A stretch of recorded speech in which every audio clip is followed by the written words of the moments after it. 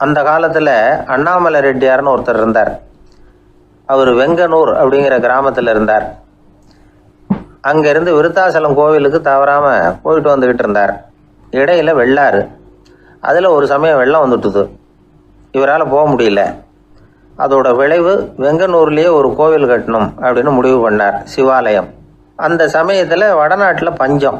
அதனால் அங்கே இருந்த பல சிற்பிகள் தென்னாட்டை நோக்கி வர ஆரம்பித்தாங்க. அவங்க வெங்கனூர் வழியாக வர்றது தெரிஞ்சதும் இவர் போய் பார்த்தார். இங்கே ஒரு கோவில் கட்டணும், அதுக்கு நீங்கள் உதவணும்னார். பஞ்ச காலத்தில் இப்படி ஒரு வாய்ப்பு கிடைச்சதில் அவங்களுக்கும் ரொம்ப மகிழ்ச்சி. உற்சாகத்தோடு ஒத்துக்கிட்டாங்க. ஆலய திருப்பணி ஆரம்பமாச்சு. அவங்களுக்கு வேண்டிய எல்லா வசதிகளையும் இவர் செஞ்சு கொடுத்தார். அவங்களுக்கு எந்த குறையும் இல்லாமல் பார்த்துக்கிட்டார். அது மட்டும் இல்லை, ஒவ்வொரு நாளும் அங்கே வருவார். உங்களுக்கு என்ன வேணும், எது வேணும்னு கேட்பார். ஏதாவது குறை இருந்தால் சொல்லுவாங்க, உடனே தீர்த்து வைப்பார். இவரும் கேட்பார், எந்த குறையாக இருந்தாலும் என்கிட்ட சொல்லுங்க அப்படின்னு சொல்லுவார். அதை தவிர இவராகவே கவனித்தும் அவங்களுக்கு என்னென்ன தேவைங்கிறத கண்டுபிடிச்சி அதையெல்லாம் கொடுத்துக்கிட்டு இருப்பார். என்ன தேவைன்னாலும் அதை நிறைவேற்றி வச்சுருவார். அந்த சிற்பிகளின் தலைவன் ஒருத்தன், அந்த ஆளுக்கு வெத்தலை பாக்கு போடுறது பழக்கம். இதை தெரிஞ்சுக்கிட்டு அதுக்காகவே ஒரு ஆளை ஏற்பாடு பண்ணார். வேணுங்கிறப்போலாம் நீ வெத்தலை சிவல் மடித்து கொடுக்க வேண்டியது உன் வேலை அப்படின்னு ஒருத்தனை ஏற்பாடு பண்ணிட்டார். இப்படியெல்லாம் செஞ்சதும் அவங்களுக்கும் ரொம்ப உற்சாகம். ரொம்ப பொறுப்பாக சிற்ப வேலைகளை செஞ்சுக்கிட்டு இருக்கிறாங்க. ஒரு நாள் என்னாச்சு தெரியுமா? அந்த சிற்பிகளின் தலைவன் ரொம்ப நுணுக்கமாக ஒரு வேலையை செஞ்சுக்கிட்டு இருக்கிறான். சாரம் போட்டு அது மேலே படுத்துக்கிட்டு அண்ணாந்து பார்த்து உச்சியில் நுணுக்கமான சிற்பங்களை உருவாக்கிக்கிட்டு இருக்கான். சிற்பியின் கவனம் செதறப்படாதுங்கிறதுனால இவர் மெதுவாக சத்தம் போடாமல் கிட்ட போய் நின்று அதை கவனிச்சிக்கிட்டு இருக்கிறார். அந்த சிற்பி வழக்கம் போல் வெத்தலை பாக்குக்காக இடது கையை கீழே நீட்டினான். அந்த சமயம் பார்த்து அவருக்கு தாம்பூலம் கொடுக்குறவன் அங்கே இல்லை, எங்கேயோ போயிருக்கிறான். அண்ணாமலை ரெட்டியார் என்ன பண்ணார் தெரியுமா? தனக்காக கொடுக்கப்பட்ட தாம்பூலத்தை வாங்கி சிற்பியின் கையில் கொடுக்குறார். அவன் வாங்கி போட்டுக்கிட்டான். இது என்ன இன்னைக்கு வெத்தலை சீவல் வேறு மாதிரி இருக்குது, வாசனை தாம்பூலமாக இருக்குது அப்படின்னு யோசனை பண்ணிவிட்டு கீழே திரும்பி பார்க்குறார். பார்த்தா ரெட்டியார் மறுபடியும் சிற்பி கை நீட்டும் பொழுது கொடுக்கறதுக்காக தாம்பூலத்தை மடித்து வாங்கி வச்சுக்கிட்டு தயாராக நிற்கிறார். சிற்பிக்கு அதிர்ச்சி. உடனே பொத்துன்னு கீழே குதிச்சான். ஐயா, என்ன இது நீங்களா அப்படின்னா. இவர் சொன்னார், நான் ஒன்றும் தப்பு பண்ணலையே, உன்னுடைய கை புண்ணியம் செஞ்ச கை, கோயில் கட்டுற கை, அந்த கைக்கு தாம்பூலம் கொடுக்கறதுல என்ன தப்பு அப்படின்னாராம். ஏற்கனவே பஞ்சத்தில் அடிபட்டு வந்த எங்களை நீங்கள் ஆதரித்ததே பெரிய விஷயம். இந்த செயல் என்னை ஒரு பெரிய கடனாளி ஆகிவிட்டது. ஐயா, எங்களுக்கு உணவு உடை இதை மட்டும் நீங்கள் கொடுத்தா போதும், ஊதியம்னு எதுவும் வாங்க மாட்டோம் அப்படின்னு நானும். அந்த சிற்பி எவ்வளோ வற்புறுத்தியும் எதுவும் வாங்கிக்கலையாம். இந்த செய்தியை தமிழ் தாத்தா டாக்டர் ஊவேசா சொல்லியிருக்கிறார். அந்த காலத்தில் எப்படிப்பட்டவங்கெல்லாம் வாழ்ந்துருக்கிறாங்க பாருங்கள். இந்த காலத்தில் ஒருத்தர் கோவில் கட்டினார், வேலை செய்கிற எல்லாருக்கும் சாப்பாடு போடுவார். சிற்ப வேலை செஞ்சுட்டு சாப்பிட வர்ற ஒவ்வொருத்தர் கையையும் அன்பாக பிடிச்சி முத்தம் கொடுத்து உள்ளே அனுப்புவார். அந்த கைகளுக்கு நீங்கள் கொடுக்குற மரியாதையாது அப்படின்னு கேட்டாங்க. அது இல்லைங்க, ஏற்கனவே முதல் பந்தியில் சாப்பிட வந்தவன் மறுபடியும் வர்றானான்னு கண்டுபிடிக்கிறதுக்காக கையை பிடிச்சி மோந்து பார்க்குறேன் அப்படின்னாராம் அவர். ஒரு ஆள் ராமகிருஷ்ணரை தேடி வந்தான். அவன் கையில் 1000 பொற்காசுகள் வச்சுருந்தான். அதை அவர்கிட்ட கொடுத்து இதை ஏற்றுக்கணும் அப்படின்னு ரொம்ப பணிவாக கேட்டுக்கிட்டான். அவர் பார்த்தார், இது எனக்கு தேவையில்லை, ஆனாலும் உன்னுடைய மனசை புண்படுத்துறதுக்கு நான் விரும்பலை, அதனால் நீ கொடுக்குறத வாங்கிக்கிறேன்னார். வாங்கிக்கிட்டார். அப்புறம் கேட்டார், இதை பாரு, இனிமேல் இதெல்லாம் என்னுடைய இது தானே அப்படின்னார். ஆமாம், அதையெல்லாம் நான் உங்களுக்கே கொடுத்துட்டேன் அவன். சரி, இப்போ நீ எனக்காக ஒரு காரியம் பண்ணணும்னார். என்ன செய்யணும்னு சொல்லுங்கன்னா, இந்த நாணயங்களையெல்லாம் எடுத்துக்கிட்டு போய் கங்கை நதியில் எரிஞ்சுட்டு வா அப்படின்னார். இவனுக்கு அதிர்ச்சியாக போச்சு. என்ன பண்ணுறது, இனிமேல் அது முடியாதுன்னு சொல்ல முடியாது. ஏன்னா அந்த நாணயங்களையெல்லாம் அவருக்கே கொடுத்துட்டான். இனிமேல் அதெல்லாம் இவனுடையது இல்லை. பேசாமல் அவ்வளோவே அள்ளிக்கிட்டு ஆத்தங்கரைக்கு போனான். போனவன் ரொம்ப நேரம் திரும்பியே வரல.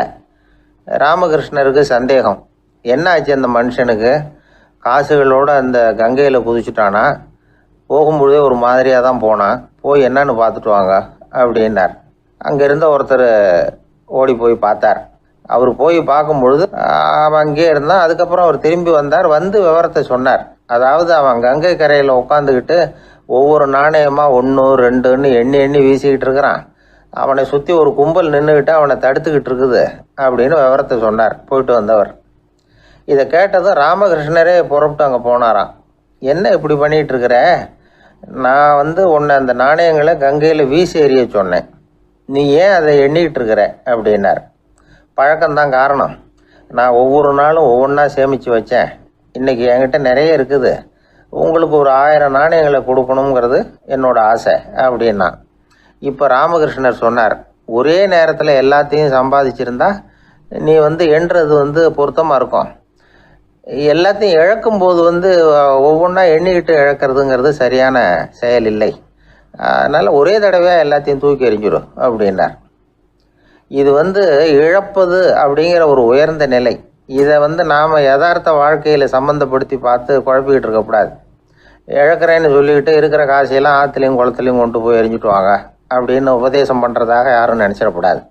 இதில் நாம் புரிஞ்சிக்க வேண்டியது என்னென்னா, எதையாவது ஒன்றை இன்னொருத்தருக்கு கொடுக்கணும் அப்படின்னு விருப்பப்பட்டால் அதை மனப்பூர்வமாக கொடுத்துட்டு அதையே நினச்சிக்கிட்டு இருக்கக்கூடாது. நம்மால் ஒருத்தர் ஒரு 100 ரூபா நோட்டை தன்னுடைய நண்பர் ஒருத்தர்கிட்ட கொடுத்து, இது உனக்கு தான் வச்சுக்கோ அப்படின்னார். அவர் பார்த்தார், இது இனிமேல் எனக்கு தானே சொந்தம் அப்படின்னார். ஆமான்னார் அவர். அப்படின்னா எனக்காக நீ ஒரு உதவி செய்யணும்னார். சொல்லுங்கள் செய்கிறேன்னார் அவர்.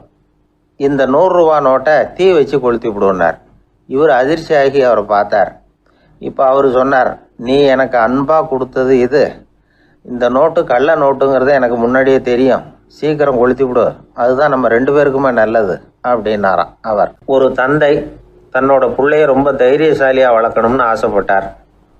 அதுக்காக அவனை கூப்பிட்டு உட்கார வச்சு இப்படி உபதேசம் பண்ணார். இதை பாருப்பா, நான் உன்னாட்டம் இருக்கிறப்போலாம் எதுக்கும் பயப்பட மாட்டேன், ரொம்ப துணிச்சலாக இருப்பேன். ஒரு நாள் ஒரு அப்பாவி எலிய ஒரு பூனை துரத்திட்டு ஓடிச்சு. நான் உடனே என்ன செஞ்சேன் தெரியுமா? அந்த பூனையை பிடிச்சேன், அது வாலில் ஒரு பட்டாசு சரத்தை கட்டினேன், கொளுத்தி விட்டேன். படபடன்னு வெடிக்க ஆரம்பிச்சுட்டுது. அது துள்ளிக்கிட்டு அங்கேயும் இங்கேயும் ஓடி இருக்கு பாரு ஓட்டம், ரொம்ப தமாஷு அப்படின்னார் அப்பா. இப்படி சொல்லிவிட்டு பையனை பார்த்து, இதை கேட்கறதுக்கு உனக்கும் துணிச்சல் வருதா? இது நான் என்னுடைய செயலை நீ கேட்குறப்போ உனக்கு துணிச்சல் வருதா அப்படின்னு கேட்டார். வருதுன்னா பையன். எப்படின்னா அப்படிங்கிற விவரத்தையும் சொன்னான் அவன். அதாவது எலியை விரட்டினத்துக்காக பூனை வாலில் பட்டாசு கொளுத்துனீங்க நீங்கள், பூனையை விரட்டினத்துக்காக உங்கள் கழுத்தில் பட்டாசு சரத்தை மாட்டினா என்னென்னு தோணுது எனக்கு அப்படின்னா பையன். பையனோட துணிச்சல் அப்பாவையே நடுங்க வச்சுட்டுது. அது சரி, ஒரு அப்பா பிள்ளைக்கு இப்படியா உபதேசம் பண்ணுறது? எல்லாருக்கிட்டையும் அன்பாக பழகிறது எப்படி அப்படின்னு சொல்லி கொடுக்கணும். பிஞ்சு உள்ளங்களில் நஞ்சை தூவலாமா? ஒரு நாள் விநாயகர் ஒரு பூனையோடு விளையாடிக்கிட்டு இருந்தாராம். அப்படி ஆசையாக விளையாடிக்கிட்டு இருந்தப்ப அவரோட கை நகம் தவறுதெல்லாம் பூனையோட முகத்தில் பட்டுட்டு தான். அது ஒரு சின்ன கீறலை உண்டாகி விட்டுது. அப்பா அவர் அதை ஒரு பெருசாக நினைக்கல. கொஞ்ச நேரத்துக்கு அப்புறம் விநாயகர் வீட்டுக்கு வந்தார். அவங்க அம்மா பார்வதி தேவியை பார்த்தார். பார்வதி தேவி கன்னத்தில் விரலால் கீறினது மாதிரி ஒரு அடையாளம் இருந்தது. விநாயகருக்கு அதிர்ச்சி, ஆச்சரியம். நம்ம அம்மா இந்த உலகத்துக்கே தாயார், அப்பேற்பட்ட அவங்க முகத்திலேயே கீறலை உண்டாக்கக்கூடியவங்க யாராக இருக்க முடியும் அப்படின்னு யோசனை பண்ணார். தாயே, உன்னுடைய கன்னத்தில் இந்த வடு எப்படிம்மா ஏற்பட்டதுன்னு கேட்டார். குழந்தாய், இது நீ செஞ்ச காரியம்தான்ப்பா, உன்னுடைய கை நகம் கீறினதுனால ஏற்பட்ட வடு தான் இது அப்படின்னாங்க அவங்க. விநாயகர் திடுக்கிட்டு போட்டார். எப்படிம்மா அது? நான் எந்த காலத்துலேயும் ஒன்று அப்படி கீறினதாக எனக்கு நினைவு இல்லையே அப்படின்னார். இன்னைக்கு காலையில் ஒரு பூனையை கீறினதை நீ மறந்துட்டியா அப்படின்னாங்க அந்த அம்மா. விநாயகர் திகைச்சு போய் நின்னார். பார்வதி தேவி சொன்னாங்க, இதை பாருப்பா, இந்த உலகத்தில் இருக்கக்கூடிய எல்லா உயிர்கள்லேயும் நான் இருக்கிறேன். நான் தான் இந்த உலகமாக ஆகியிருக்கிறேன். ஆகையினால நீ யாரை துன்புறுத்தினாலும் அது உண்மையிலேயே என்ன துன்புறுத்தினதாக தான் முடியும் அப்படின்னாங்க. விநாயகர் மனசுக்குள்ளே ஒரு வெளிச்சம் ஏற்பட்டு தான். அதுக்கப்புறம் அவர் யாரையுமே கல்யாணம் பண்ணிக்காததுக்கு அதுதான் காரணமாக. இந்த உலகத்தில் எல்லாரையும், இங்கே இருக்கிற எல்லாத்தையும் தாயின் வடிவமாக அவர் பார்க்க ஆரம்பிச்சிட்டாராம். குருதேவர் ராமகிருஷ்ணர் இந்த கதையை எடுத்து சொல்லியிருக்கிறார். நபிகள் நாயகம் ஒரு தடவை ஒரு நாற்காலியில் உட்காந்து என்னமோ யோசனை பண்ணிகிட்டு இருந்திருக்கிறார். அப்போ அவரோட உடையில் ஒரு கீழ்ப்பகுதி தரையில் படிஞ்சு கிடந்திருக்குது. அங்கே விளையாடிக்கிட்டு இருந்த ஒரு பூனை அது மேலே படுத்து தூங்கி போயிடுச்சு. தொழுகை செய்ய வேண்டிய நேரம் வந்துட்டது. நபிகள் நாயகம் எழுந்திருக்க பார்த்தார். அப்போ தான் பூனை தன்னோட உடை மேலே படுத்து தூங்கிட்டு இருக்கிறது கண்ணில் படுது. பூனையோட தூக்கத்தை கலைக்க விரும்பல. அவர் தன்னுடைய சகோதரியை கூப்பிட்டார். ஒரு கத்திரிக்கோள் எடுத்துகிட்டு வர சொன்னார். பூனை படுத்திருந்த உடைப்பகுதி மட்டும் இருக்குல்ல, அதை மட்டும் அதோட கத்திரிச்சு விட்டுட்டு அதுக்கப்புறம் அவர் எழுந்திரிச்சு தொழுகைக்கு போனாராம். அதாவது பிற உயிர்கள்கிட்ட எப்படி அன்பு காட்டணுங்கிறத பெரியவங்க எவ்வளவோ விதத்தில் நமக்கு எடுத்து காட்டியிருக்கிறாங்க. இருந்தாலும் எத்தனை பேர் மனசில் அதெல்லாம் உரைச்சிருக்குது. நாமளும் நம்ம ட்ரெஸ்ஸு மேலே ஒரு பூனை படுத்திருந்தா ஒரு கத்திரிக்கோலை தான் தேடுவோம், எடுத்துகிட்டு வர சொல்லுவோம். துணியை வெட்டுறதுக்கு பதிலாக இல்லை அதோட வாழை வெட்டினா என்ன அப்படின்னு தோணும். ஒரு ஆள் ரொம்ப பிரியமாக ஒரு பூனையை ஆற்றுல குளிப்பாட்டிக்கிட்டு இருந்தானா. எப்படி? அந்த பூனையை ஆற்று தண்ணியில் அமுக்கி அமுக்கி குளிப்பாட்டிக்கிட்டு இருக்கிறான். அந்த வழியாக போன பெரிய ஒருத்தர் இதை பார்த்தார். இதை பார்ப்பா, பூனையை அது மாதிரி ஆற்று தண்ணியில் அமுக்கி குளிப்பாட்டாத, மூச்சு திணறி செத்து போடும் அப்படின்னு அட்வைஸ் பண்ணார். நீ போய் அவன் வேலையை பார்த்துக்கிட்டு, எனக்கு எல்லாம் தெரியும்னா இவன். சரின்னு அவர் போயிட்டார். கொஞ்ச நேரம் கழித்து அவரே அந்த வழியாக திரும்பி வந்துக்கிட்டு இருந்தார். ஆற்றுல பூனையை குளிப்பாட்டிக்கிட்டு இருந்தவன் அழுதுகிட்டு உட்காந்துருக்கிறான். பக்கத்தில் அந்த பூனை செத்து கிடக்குது. இதை பார்த்தார் பெரியவர். நான் தான் அப்போவே சொன்னேனே அந்த பூனையை ஆற்றுல நினைக்காதேன்னு, அதை கேட்டிருந்தா இப்படி ஆயிருக்குமா அப்படின்னார். அந்த ஆள் கோபமாக இவரை முறைச்சி பார்த்தான். அட போய்யா, இந்த பூனை ஆற்றுல குளித்ததுனால ஒன்றும் செத்து போகல, குளித்ததுக்கு அப்புறம் அதோட உடம்பு ஈரமாக இருக்குதுன்னு அதை புழிஞ்சேன், அதனால தான் இப்படி ஆயிட்டுது அப்படின்னு நானா. ஒருத்தரை பார்த்து உன்னுடைய நண்பர்கள் யார் அப்படின்னு ஒரு கேள்வி கேட்டு பாருங்க. கொஞ்சம் யோசித்து பதில் சொல்லுவாங்க. அவங்கக்கிட்டேயே உன்னுடைய எதிரிகள் யார் அப்படின்னு கேளுங்க, கடகடன்னு ஒப்பிச்சிருவாங்க. நம்ம மனசு இருக்க அது எப்படின்னா, நம்ம நண்பர்களை விட எதிரிகளை அது நல்லா ஞாபகத்தில் வச்சுக்கும். இது ஒரு ஆச்சரியமான உண்மை. உங்களால் நண்பர்களை மறந்துட முடியும், ஆனால் எதிரிகளை மறந்துட முடியாது. இது ஒரு வேடிக்கையான நிலைமை தான். அழகான தருணங்களை நாம் ஏன் மறந்துடுறோம்? இது இயற்கை. ஏன்னா நம்ம மனசு மலர்களை கவனிக்கிறது இல்லை, அதில் இருக்கிற முள்ளை தான் கவனிக்குது. தன்னை காயப்படுத்துகிற எதையும் அது உடனே கண்டுகொள்ளுது. ஒரு தெளிந்த சிந்தனையுடைய மனசு மிக அழகாக உள்ள எல்லாத்தையும் கவனிக்கும். அது நன்றியுடன் உணரக்கூடிய எல்லாத்தையும் பார்த்து குறிச்சிக்கும். இப்படிப்பட்டவங்க வாழ்க்கை இயல்பாகவே நல்லா அமையும். அது ரொம்ப அபூர்வம். மனசில் உள்ள ஒரு சிறிய அமைப்பை மாற்றுவதை பொறுத்து தான் இந்த விஷயம் அப்படிங்கிறார் ஓஷோ. ஒரு யூத கோவில் இருந்து தான், அது யூதர்களின் மடமாகவும் இருந்தது. அங்கே ஒரு தலைமை குரு, அவர் ரொம்ப கண்டிப்பானவர். அந்த கோவிலை ஒட்டி ஒரு தோட்டம். ஒரு நாள் காலையில் அந்த தோட்டத்தில் 2 இளம் யூதர்கள் நடந்து போய்கிட்டு இருக்கிறாங்க. காலையில் 1 மணி நேரம், மாலையில் 1 மணி நேரம் அவங்க அந்த தோட்டத்தில் நடக்கிறதுக்கு அனுமதி உண்டு. மற்ற நேரங்களில் அவங்க மத புத்தகங்களை படிக்கணும், பிற விதிமுறைகளை கடைபிடிக்கணும். அந்த 2 பேருமே தொடர்ந்து புகைப்பிடிக்கிற பழக்கம் உள்ளவங்க. ஆனால் கோவில் மடத்தில் இருக்கிறப்போ அவங்க புகைப்பிடிக்க முடியாது, அது கடுமையான குற்றம். சரி, நாம் தோட்டத்தில் இருக்கிறப்போவாவது புகைப்பிடிக்கலாமா அப்படின்னு ஒரு ஆசை அவங்க 2 பேருக்குமே. இருந்தாலும் பயம். இப்படி கேட்டால் மதகுரு என்ன சொல்லுவாரோ அல்லது என்ன செய்வாரோங்கிற பயம். இப்படியே கொஞ்ச நாள் ஆச்சு. ஒரு நாள் இந்த 2 பேரில் ஒருத்தன் ரொம்ப கலங்கி போய் அந்த கோவிலில் இருந்து வெளியில் வந்துக்கிட்டு இருந்தான். வந்தவன் நேராக தோட்டத்து பக்கம் போனான். அங்கே இன்னொருத்தன் ஆனந்தமாக புகை பிடிச்சிக்கிட்டு இருக்கிறான். அதை பார்த்து தான் இவனுக்கு அதிர்ச்சி. அட கடவுளே, என்ன இது, நீ கேட்காமலே ஆரம்பிச்சிட்டியா அப்படின்னா. இல்லை நான் கேட்டுவிட்டு தான் ஆரம்பிச்சிருக்கேன்னா அவன். அப்படியா, என்ன மனுஷன் இவர், நானும் தான் கேட்டேன், என்னை கண்ணாமுன்னான்னு திட்டி விட்டார். இது என்ன கோவிலா இல்லை நரகமா? உனக்கு புகை பிடிக்கணும்னு ஆசையாக இருந்தால் நரகத்துக்கு போகணும்னு சொல்லிவிட்டார். அது சரி, உன்னை மட்டும் எப்படி அனுமதிச்சார் அப்படின்னு கேட்டான் இவன். அவன் சிரிச்சுக்கிட்டே, நீ எப்படி கேட்ட சொல்லு அப்படின்னா. நாம் இந்த தோட்டத்துக்கு வர அனுமதிக்கப்பட்டிருக்கிறதே ஜபத்துக்காகத்தானே, அதனால் நான் ஜபம் சொல்லும் பொழுது புகை பிடிக்கலாமா அப்படின்னு கேட்டேன். அதுக்கு தான் அவர் சத்தம் போட்டு என்னை அடிக்கவே வந்துட்டார் அப்படின்னா இவன். நீ ஒரு மாதிரியாக கேட்டிருக்க, நான் வேறு மாதிரியாக கேட்டிருக்கிறேன். ஜெபம் சொல்லும்போது புகை பிடிக்கலாமான்னு நீ கேட்டிருக்க. ஐயா, புகை பிடிக்கும் பொழுது ஜபிக்கலாமா அப்படின்னு நான் கேட்டேன். அதில் தப்பு ஒன்றும் இல்லை அப்படின்னு பதில் சொல்லிட்டார் அப்படின்னா. ஒரு சிறிய மாற்றம்தான் அது மிகப்பெரிய மாறுதலை ஏற்படுத்தி விட்டது. மனசு நல்ல விதமாக சிந்திக்க ஆரம்பிச்சுட்டுதுன்னா மகிழ்ச்சிக்கு பஞ்சம் இல்லை. ஒரு கஞ்சன் ஆற்றுல விழுந்துட்டான். வெள்ளத்தில் தத்தளிச்சுக்கிட்டு இருக்கிறான். கரையில் நின்ன ஒருத்தர் உன் கையை கொண்டா இப்படி பிடிச்சி இழுத்து கரையில் சேர்த்து விடுறேன்னார். எதையும் கொடுத்து பழக்கம் இல்லாத அவன் கையையும் கொடுக்க மாட்டேன்னுட்டான். இவர் பார்த்தார். உன் கையை கொடுன்னு சொல்கிறதுக்கு பதிலாக நான் என் கையை கொடுக்குறேன் பிடிச்சிக்கோ அப்படின்னார். அவன் கப்புன்னு பிடிச்சிக்கிட்டான், இழுத்து கரையில் போட்டார். இந்த உலகத்தில் எத்தனை வகையான மனிதர்கள் இருக்கிறாங்க, ஒவ்வொரு மனிதனுமே ஒவ்வொரு வகை அப்படிங்கிறாங்க விஞ்ஞானிகள். மனிதர்களை 3 வகையாக பிரிக்கலாம் அப்படின்னு சொல்கிறாங்க மெய்ஞானிகள். இவங்களை பற்றிலாம் ஏற்கனவே நாம் பேசியிருக்கிறோம். இப்போ டாக்டர் எட்வர்டு பேட்ச் அப்படிங்கிற நிபுணர் என்ன சொல்கிறார் தெரியுமா? மனிதர்களை 7 வகையாக பிரிக்கலாம்ங்கிறார்.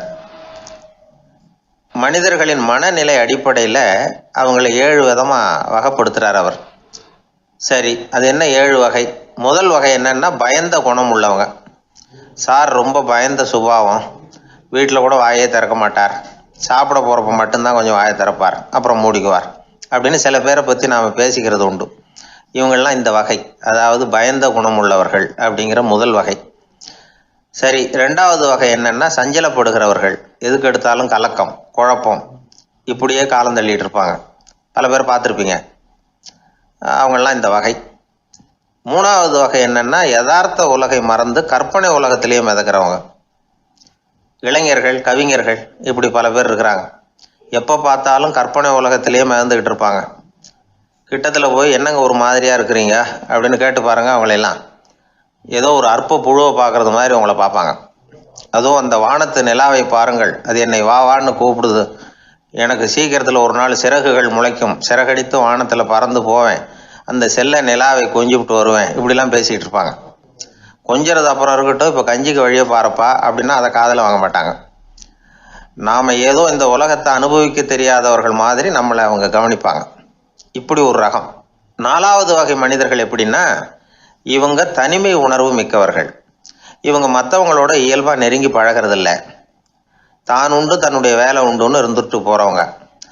அடுத்த வீட்டில் இருக்கிறவர் யார் அப்படின்னு கேட்டால் கூட அடுத்த வீடுன்னு ஒன்று இருக்கா அப்படிங்கிறது மாதிரி நம்ம முகத்தை பார்ப்பாங்க.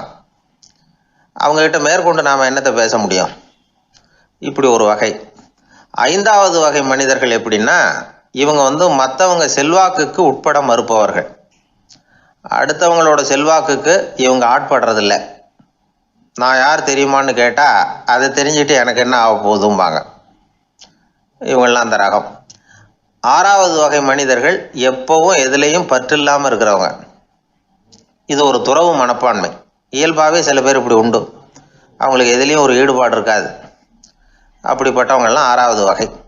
7வது வகை மனிதர்கள் மற்றவங்க கவலையை தன்னுடையதாக ஆக்கிக்கிட்டு கவலைப்படுறவங்க. இவங்கெல்லாம் மகாத்மாக்கள். தாம் வேறு அடுத்தவங்க வேறு அப்படிங்கிற எண்ணம் இவங்களுக்கு வர்றதில்லை. அதனால் அடுத்தவங்களுக்கு ஒரு துன்பம் வந்ததுன்னா இவங்களால சும்மா இருக்க முடியறதில்லை. ஆகக்கூடி இப்படி 7 விதமான மனிதர்களை அடையாளம் காட்டுறார் அந்த நிபுணர். இதில் நாம் எந்த வகையில் வர்றோம் அப்படிங்கிறத நாம் தான் அடையாளம் கண்டுபிடிக்கணும். எனக்கு தெரிஞ்ச ஒரு மனிதர் உண்டு. அவர் ஒரு வித்தியாசமான வகை. எதையும் நடைமுறை சாத்தியமாக சிந்திக்கிறவர்.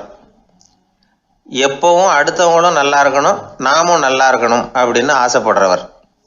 அவருக்கு ஒரு சமயம் திடீர்னு உடம்பு சுகம் இல்லாமல் போயிட்டுது.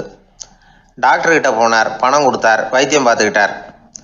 அவர் எழுதி கொடுத்த மருந்து சீட்டை வாங்கினார். ஒரு மருந்து கடைக்கு போனார், பணம் கொடுத்தார், மருந்து வாங்கினார். அதை எடுத்துகிட்டு வீட்டுக்கு வந்தார். அதுக்கப்புறம் அந்த மருந்து அவர் சாப்பிட்ணும்ல, சாப்பிடவே இல்லை, அப்படியே சும்மா வச்சுட்டார். அவரை பார்த்து கேட்டேன், ஏன் சார் இப்படி பண்ணுறீங்க, வீண் செலவு தானே இது, நீங்கள் ஏன் டாக்டர்கிட்ட போய் பணம் செலவு பண்ணினீங்கன்னு கேட்டேன். அவர் சொன்னார், டாக்டர் வாழணும் இல்லையா, அதனால தான் அப்படின்னார். சரி, அப்புறம் ஏன் மருந்து வாங்கினீங்க அப்படின்னு கேட்டேன். மருந்து கடைக்காரர் வாழணும் இல்லையா, அதனால தான் அப்படின்னார். சரி, அப்புறம் ஏன் வாங்கின மருந்து சாப்பிடாம வச்சுட்டீங்க அப்படின்னதுக்கு, நான் வாழணும் இல்லையா அதனால தான் அப்படின்னார். இவர் வாழ்க்கையை புரிஞ்சுக்கிட்டவர். இப்படி வாழ்க்கையை புரிந்து கொண்டு வாழ தெரிஞ்சுக்கணும். எந்த வகை மனிதர் நாம் அப்படிங்கிறத புரிஞ்சுக்கிட்டு வாழ்ந்தோம்னா வாழ்க்கையில் வெற்றி நிச்சயம். அது ஒரு புகைவண்டி நிலையம். அங்கே ஒருத்தர் காலார நடந்து வந்துக்கிட்டு இருந்தார். அவர் தன்னுடைய வீட்டில் உட்காந்து ரொம்ப நேரம் எழுதுவார். எழுதுகிற நேரம் போக மற்ற நேரங்களில் தம்முடைய சொந்த வயல்களில் வேலை பார்ப்பார். அது முடிஞ்சதும் என்ன பண்ணுவார்னா பக்கத்தில் இருக்கிற புகை வண்டி நிலையத்துக்கு போவார். அங்கே கொஞ்ச நேரம் அப்படியே காலார நடந்து வருவார். இது அவருடைய அன்றாட வழக்கம். அன்னைக்கு அது மாதிரி தான் அவர் நடந்து வந்துக்கிட்டு இருக்கிறார். அந்த சமயத்தில் அங்கே நடைமேடையில் ஒரு அம்மையார் நின்றுட்டு இருக்கிறாங்க. இவரை கண்டதும் கையை தட்டி கூப்பிட்டாங்க. இங்கே கொஞ்சம் வர முடியுமா அப்படின்னாங்க. இவர் போனார். என்னங்கன்னு விசாரித்தார். அந்த அம்மையார் விவரம் சொன்னார். ஐயா, நானும் என்னுடைய வீட்டுக்காரரும் இங்கே வந்தோம். அதுவும் நிற்கிதே, அந்த ரயிலில் ஏறி ஊருக்கு போகணும். என்னுடைய வீட்டுக்காரரு அதுவும் அந்த உணவு விடுதிக்கு போயிருக்கார், இன்னும் வரல. அவர் வர்றதுக்குள்ளே ரயில் புறப்பட்டுரும் போல இருக்கு. நீங்கள் ஓடி போய் அவரை அழைச்சிக்கிட்டு வர முடியுமா அப்படின்னு கேட்டாங்க. சரின்னார் இவர். உடனே அந்த அம்மா தன்னுடைய கணவர் எப்படி இருப்பார் அப்படிங்கிற அடையாளங்களை கொஞ்சம் சொல்லி அனுப்புனாங்க. போய் தேடிக்கிட்டு இருக்க வேண்டாமேங்கிறதுக்காக. பார்க்குறதுக்கு இப்படி இருப்பார், இந்த மாதிரி ஆடை அணிஞ்சிருப்பார் அப்படின்னு விவரமாக சொன்னாங்க. அதை அவர் கவனமாக கேட்டுக்கிட்டார். நீங்கள் போய் அழைச்சிட்டு வாங்க, வந்த உடனே உங்களுக்கு உண்டான கூலியையும் கையோடு கொடுத்து விட்றேன் அப்படின்னாங்க அந்த அம்மா. இவர் போனார். அந்த அம்மா சொன்ன அடையாளங்களை வச்சு அவர் வீட்டுக்காரரை கையோடு கூட்டிகிட்டு வந்துட்டார். கொண்டுட்டு வந்து அந்த அம்மா கிட்ட ஒப்படைச்சார். உடனே அவரும் ஏற்கனவே சொன்ன பிரகாரம் அவருக்கான கூலி பணத்தையும் கொடுத்தாங்க. அவரும் எதுவும் மறுப்பு சொல்லாமல் அதை வாங்கிக்கிட்டார். வாங்கிக்கிட்டு திரும்பினார். அந்த சமயத்தில் எதிரில் வந்த ஒருத்தர் அவர் அடையாளம் கண்டுபிடிச்சிக்கிட்டார். அவங்க ரெண்டு பேரும் பேசிக்கிறது இவங்க காதில் விழுந்தது. அப்போ தான் இவங்களுக்கு அது புரிஞ்சுது. இவங்கக்கிட்ட கூலி வாங்கினவர் யாருன்னா அவர் தான் பேரறிஞர் லியோ டால்ஸ்டாய் அப்படிங்கிறது புரிஞ்சுது. அவங்க ரெண்டு பேரும் பேசிக்கிறத வச்சு ரஷ்ய நாட்டின் மிகப்பெரிய ஞானி லியோ டால்ஸ்டாய், சோவியத் நாட்டின் ஈடு இணையற்ற இலக்கிய மேதை. இது தெரிஞ்ச உடனே அந்த அம்மா அவர்கிட்ட ஓடினாங்க. ஐயா, உங்களுக்காக நான் கூலி கொடுத்தேன், நான் பெரிய தவறு பண்ணிவிட்டேன் அப்படின்னு சொல்லி வருத்தப்பட்டாங்க. பரவாயில்ல, ஆனால் நீங்கள் எனக்கு கொடுத்த கூலி பணத்தை நான் திருப்பி கொடுக்க மாட்டேன். ஏன் தெரியுமா? அது நான் உழைச்சி பெற்ற தொகை அப்படின்னார்.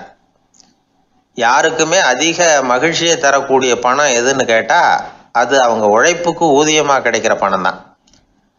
நம்ம ஆட்கள் சில பேருக்கு உழைக்காமல் கிடைக்கிற தீய வழியில் வருகிற பணம் கூட மகிழ்ச்சியை கொடுக்கும். ஒரு பெரிய தொழிற்சாலை, அதோட முதலாளி கடுமையான ஒரு கட்டுப்பாடு விதிச்சிருந்தார். அது என்ன கட்டுப்பாடுன்னா, இந்த தொழிற்சாலைக்கு உள்ள யாரும் சிகரெட்டு பிடிக்கக்கூடாது அப்படிங்கிறது தான். ஒரு நாள் இந்த முதலாளி தன்னுடைய தொழிற்சாலையை சுற்றி பார்த்துக்கிட்டு வரார். அப்போது ஒரு இளைஞன் உள்ள சிகரெட்டு பிடிச்சிக்கிட்டு இருந்தான். அதை பார்த்து விடுறார். அவ்வளவுதான், அவருக்கு கோபம் வந்துட்டுது. உடனே உதவியாளரை கூப்பிட்டார். அதோ பாரு, அந்த சிகரெட்டு பிடிச்சிக்கிட்டு இருக்கிறானே, அவன் கணக்கை முடித்து வெளியில் அனுப்பி வச்சிரு அப்படின்னு உத்தரவு போட்டார். அது பிரகாரம் உடனே அவனை அழைச்சிட்டு போய் கணக்கு பார்த்து சம்பள பாக்கி அப்புறம் உதவித்தொகை எல்லாத்தையும் மொத்தமாக கையில் கொடுத்து வெளியில் அனுப்பி வச்சுட்டாங்க. அவன் பணத்தோடு வெளியில் வந்தான். ஏதோ யோசனை பண்ணபடியே நின்றுக்கிட்டு இருந்தான். அவன் என்னப்பா யோசிக்கிற அப்படின்னாரு எதிரில் வந்தவர். இவன் சொன்னான், ஒன்றும் இல்லை, என்னோட நண்பன் ஒருத்தனை பார்க்கறதுக்காக உள்ளே போனேன். பேர் என்னன்னு கேட்டுவிட்டு ஒரு 50,000 ரூபா பணத்தையும் கொடுத்து வெளியில் அனுப்பி வச்சுட்டாங்க. அதுதான் ஏன்னு புரியல, யோசனை பண்ணிகிட்டு இருக்கிறேன் அப்படின்னு நானா இவன். அதனால் நாம் உழைச்சி சம்பாதிக்கிற பணம் தான் உயர்வு, சும்மா வர்ற பணம்லாம் மகிழ்ச்சியை தராது அப்படிங்கிறத புரிஞ்சுக்கணும். அப்பேற்பட்ட ஞானி ரஷ்ய மேதை அவர் பாருங்க, அந்த பணத்தை வாங்கின பணத்தை திருப்பி கொடுக்க மாட்டேன்னு விட்டார். ஏன்னா அது உழைத்து பெற்ற தொகை, அதை நான் கொடுக்க மாட்டேன்னார். அதனால் நமக்கு செல்வம் சேர்க்கறது பெருசு இல்லை, அந்த சேருகிற செல்வம் நமக்கு மகிழ்ச்சியை கொடுக்கணும். அதுக்கு என்ன வழின்னா, நாம் உழைத்து சம்பாதிக்கணும் அப்படிங்கிறத அதிலிருந்து புரிஞ்சிக்க வேண்டியது ரொம்ப அவசியம். அதனால் உழைப்போம் உயர்வோம், இதுதான் வெற்றியின் ரகசியம். ஒரு ஆள் அசையாமல் கிடக்கிறார், அவர் இருக்காரா போயிட்டாராங்கிறத எப்படி முடிவு பண்ணுறோம்? அவர் மூக்குக்கு முன்னாடி புறங்கையை வச்சு பார்க்குறோம், மூச்சு வருதா இல்லையா அப்படிங்கிறத கண்டுபிடிக்கிறதுக்காக. மூச்சுங்கிறது அவ்வளவு முக்கியமான ஒரு விஷயம். சுவாசம் இல்லைன்னா எதுவுமே இல்லை. நம்ம பூமி இருக்க அது கூட சுவாசிக்குதுங்கிறத சோவியத் விஞ்ஞானிகள் கண்டுபிடிச்சிருக்கிறாங்க. பூமிக்கு மேலே இருக்கிற மண் அடுக்கில் காற்றில் உள்ள ஆக்சிஜன் ஆக்சிகரணம் அடையுது அப்படின்னு தான் இது வரைக்கும் எல்லாரும் நம்பிக்கிட்டு இருந்தாங்க. ஆனால் இப்போ என்ன கண்டுபிடிச்சிருக்கிறாங்கன்னா, அந்த ஆக்சிஜன் பூமிக்குள்ளே 1 கிலோமீட்டர் ஆழம் வரைக்கும் ஊடுருவி போகுதான். பூமிக்குள்ளே 2 பக்கமும் பல கிலோமீட்டர் வரைக்கும் பரவுதான். பூமிக்குள்ளே இருக்கிற நீர்நிலை அடுக்குகள் தான் நுரையீரல் செய்கிற வேலையை செய்யுதான். நம்ம உடம்புல நுரையீரல் இல்லைன்னா ஒன்றும் நடக்காது. ஒரு மரத்தை தலைகீழாக தொங்க போட்டால் எப்படி இருக்கும் அப்படி யோசிச்சு பாருங்கள். அப்படி தான் இதுவும் நுரையீரலும் அப்படி தான் இருக்கும். வலது பக்கம் ஒன்று, இடது பக்கம் ஒன்று. வலது பக்கம் நுரையீரல் கொஞ்சம் பெருசாக இருக்கும். நுட்பமான நரம்பு குழாய்கள் அதில் இருக்கும். கோடிக்கணக்கான நுண்ணிய குழாய்களை வச்சுக்கிட்டு தான் அது வேலை செய்யுது. 25 கோடி குழாய்கள் இருக்கும். அதை அப்படியே முழுசாக பிரித்து பரப்புனா ஒரு டென்னிஸ் கோர்ட்டில் பாதி பரப்பளவு இருக்குமா. நுரையீரல் நிறம் கருஞ்சிவப்பு தான். புகை அதிகமாக உள்ளே போச்சுன்னா அது கருப்பாயிடுது. காற்றுல உள்ள பிராணவாயுவை இது இழுத்து எடுத்துக்கிட்டு ரத்தத்தை சுத்தப்படுத்துகிற முக்கியமான வேலையை இது செய்யுது. அசுத்த காற்றை வெளியில் அனுப்பி வச்சுருது. ஒருத்தர் வேகமாக ஓடி வர்றார், அவருக்கு மூச்சு இறைக்கும். பயங்கரமாக எதையாவது பார்த்து விடுறார், உடனே மூர்ச்சி ஆகிடுவார். இது மாதிரி சமயங்களில் வேறு எந்த தூண்டுதலும் இல்லாமல் நுரையீரல் தானாகவே இயங்கும். இப்படி ஒரு அவசியம் ஏற்படுறப்போ இயக்கத்தை தூண்டி விடுற முக்கியமான இணைப்பு மூளைக்கு கீழே முதுகு எலும்புக்கு மேற்பகுதியில் இருக்குது. அது உடனே சுவாசத்துக்கு அவசர உதவியை கொடுக்குது. இப்போ ஒருத்தர் பேசாமல் உட்காந்துருக்கார். இந்த சமயத்தில் அவருக்கு 1 பங்கு காற்று தேவைப்படுதுன்னு வச்சுக்கோங்க. அவர் எழுந்திரிச்சு நடக்கும் பொழுது 1.5 மடங்கு தேவைப்படும். ஓடினார்னா 3 மடங்கு தேவைப்படும். படுத்துருக்கிறப்ப 1/2 மடங்கு தான் தேவைப்படும். இதுக்கு நிமிஷத்துக்கு 16 தடவை மூச்சு விட்டாகணும்.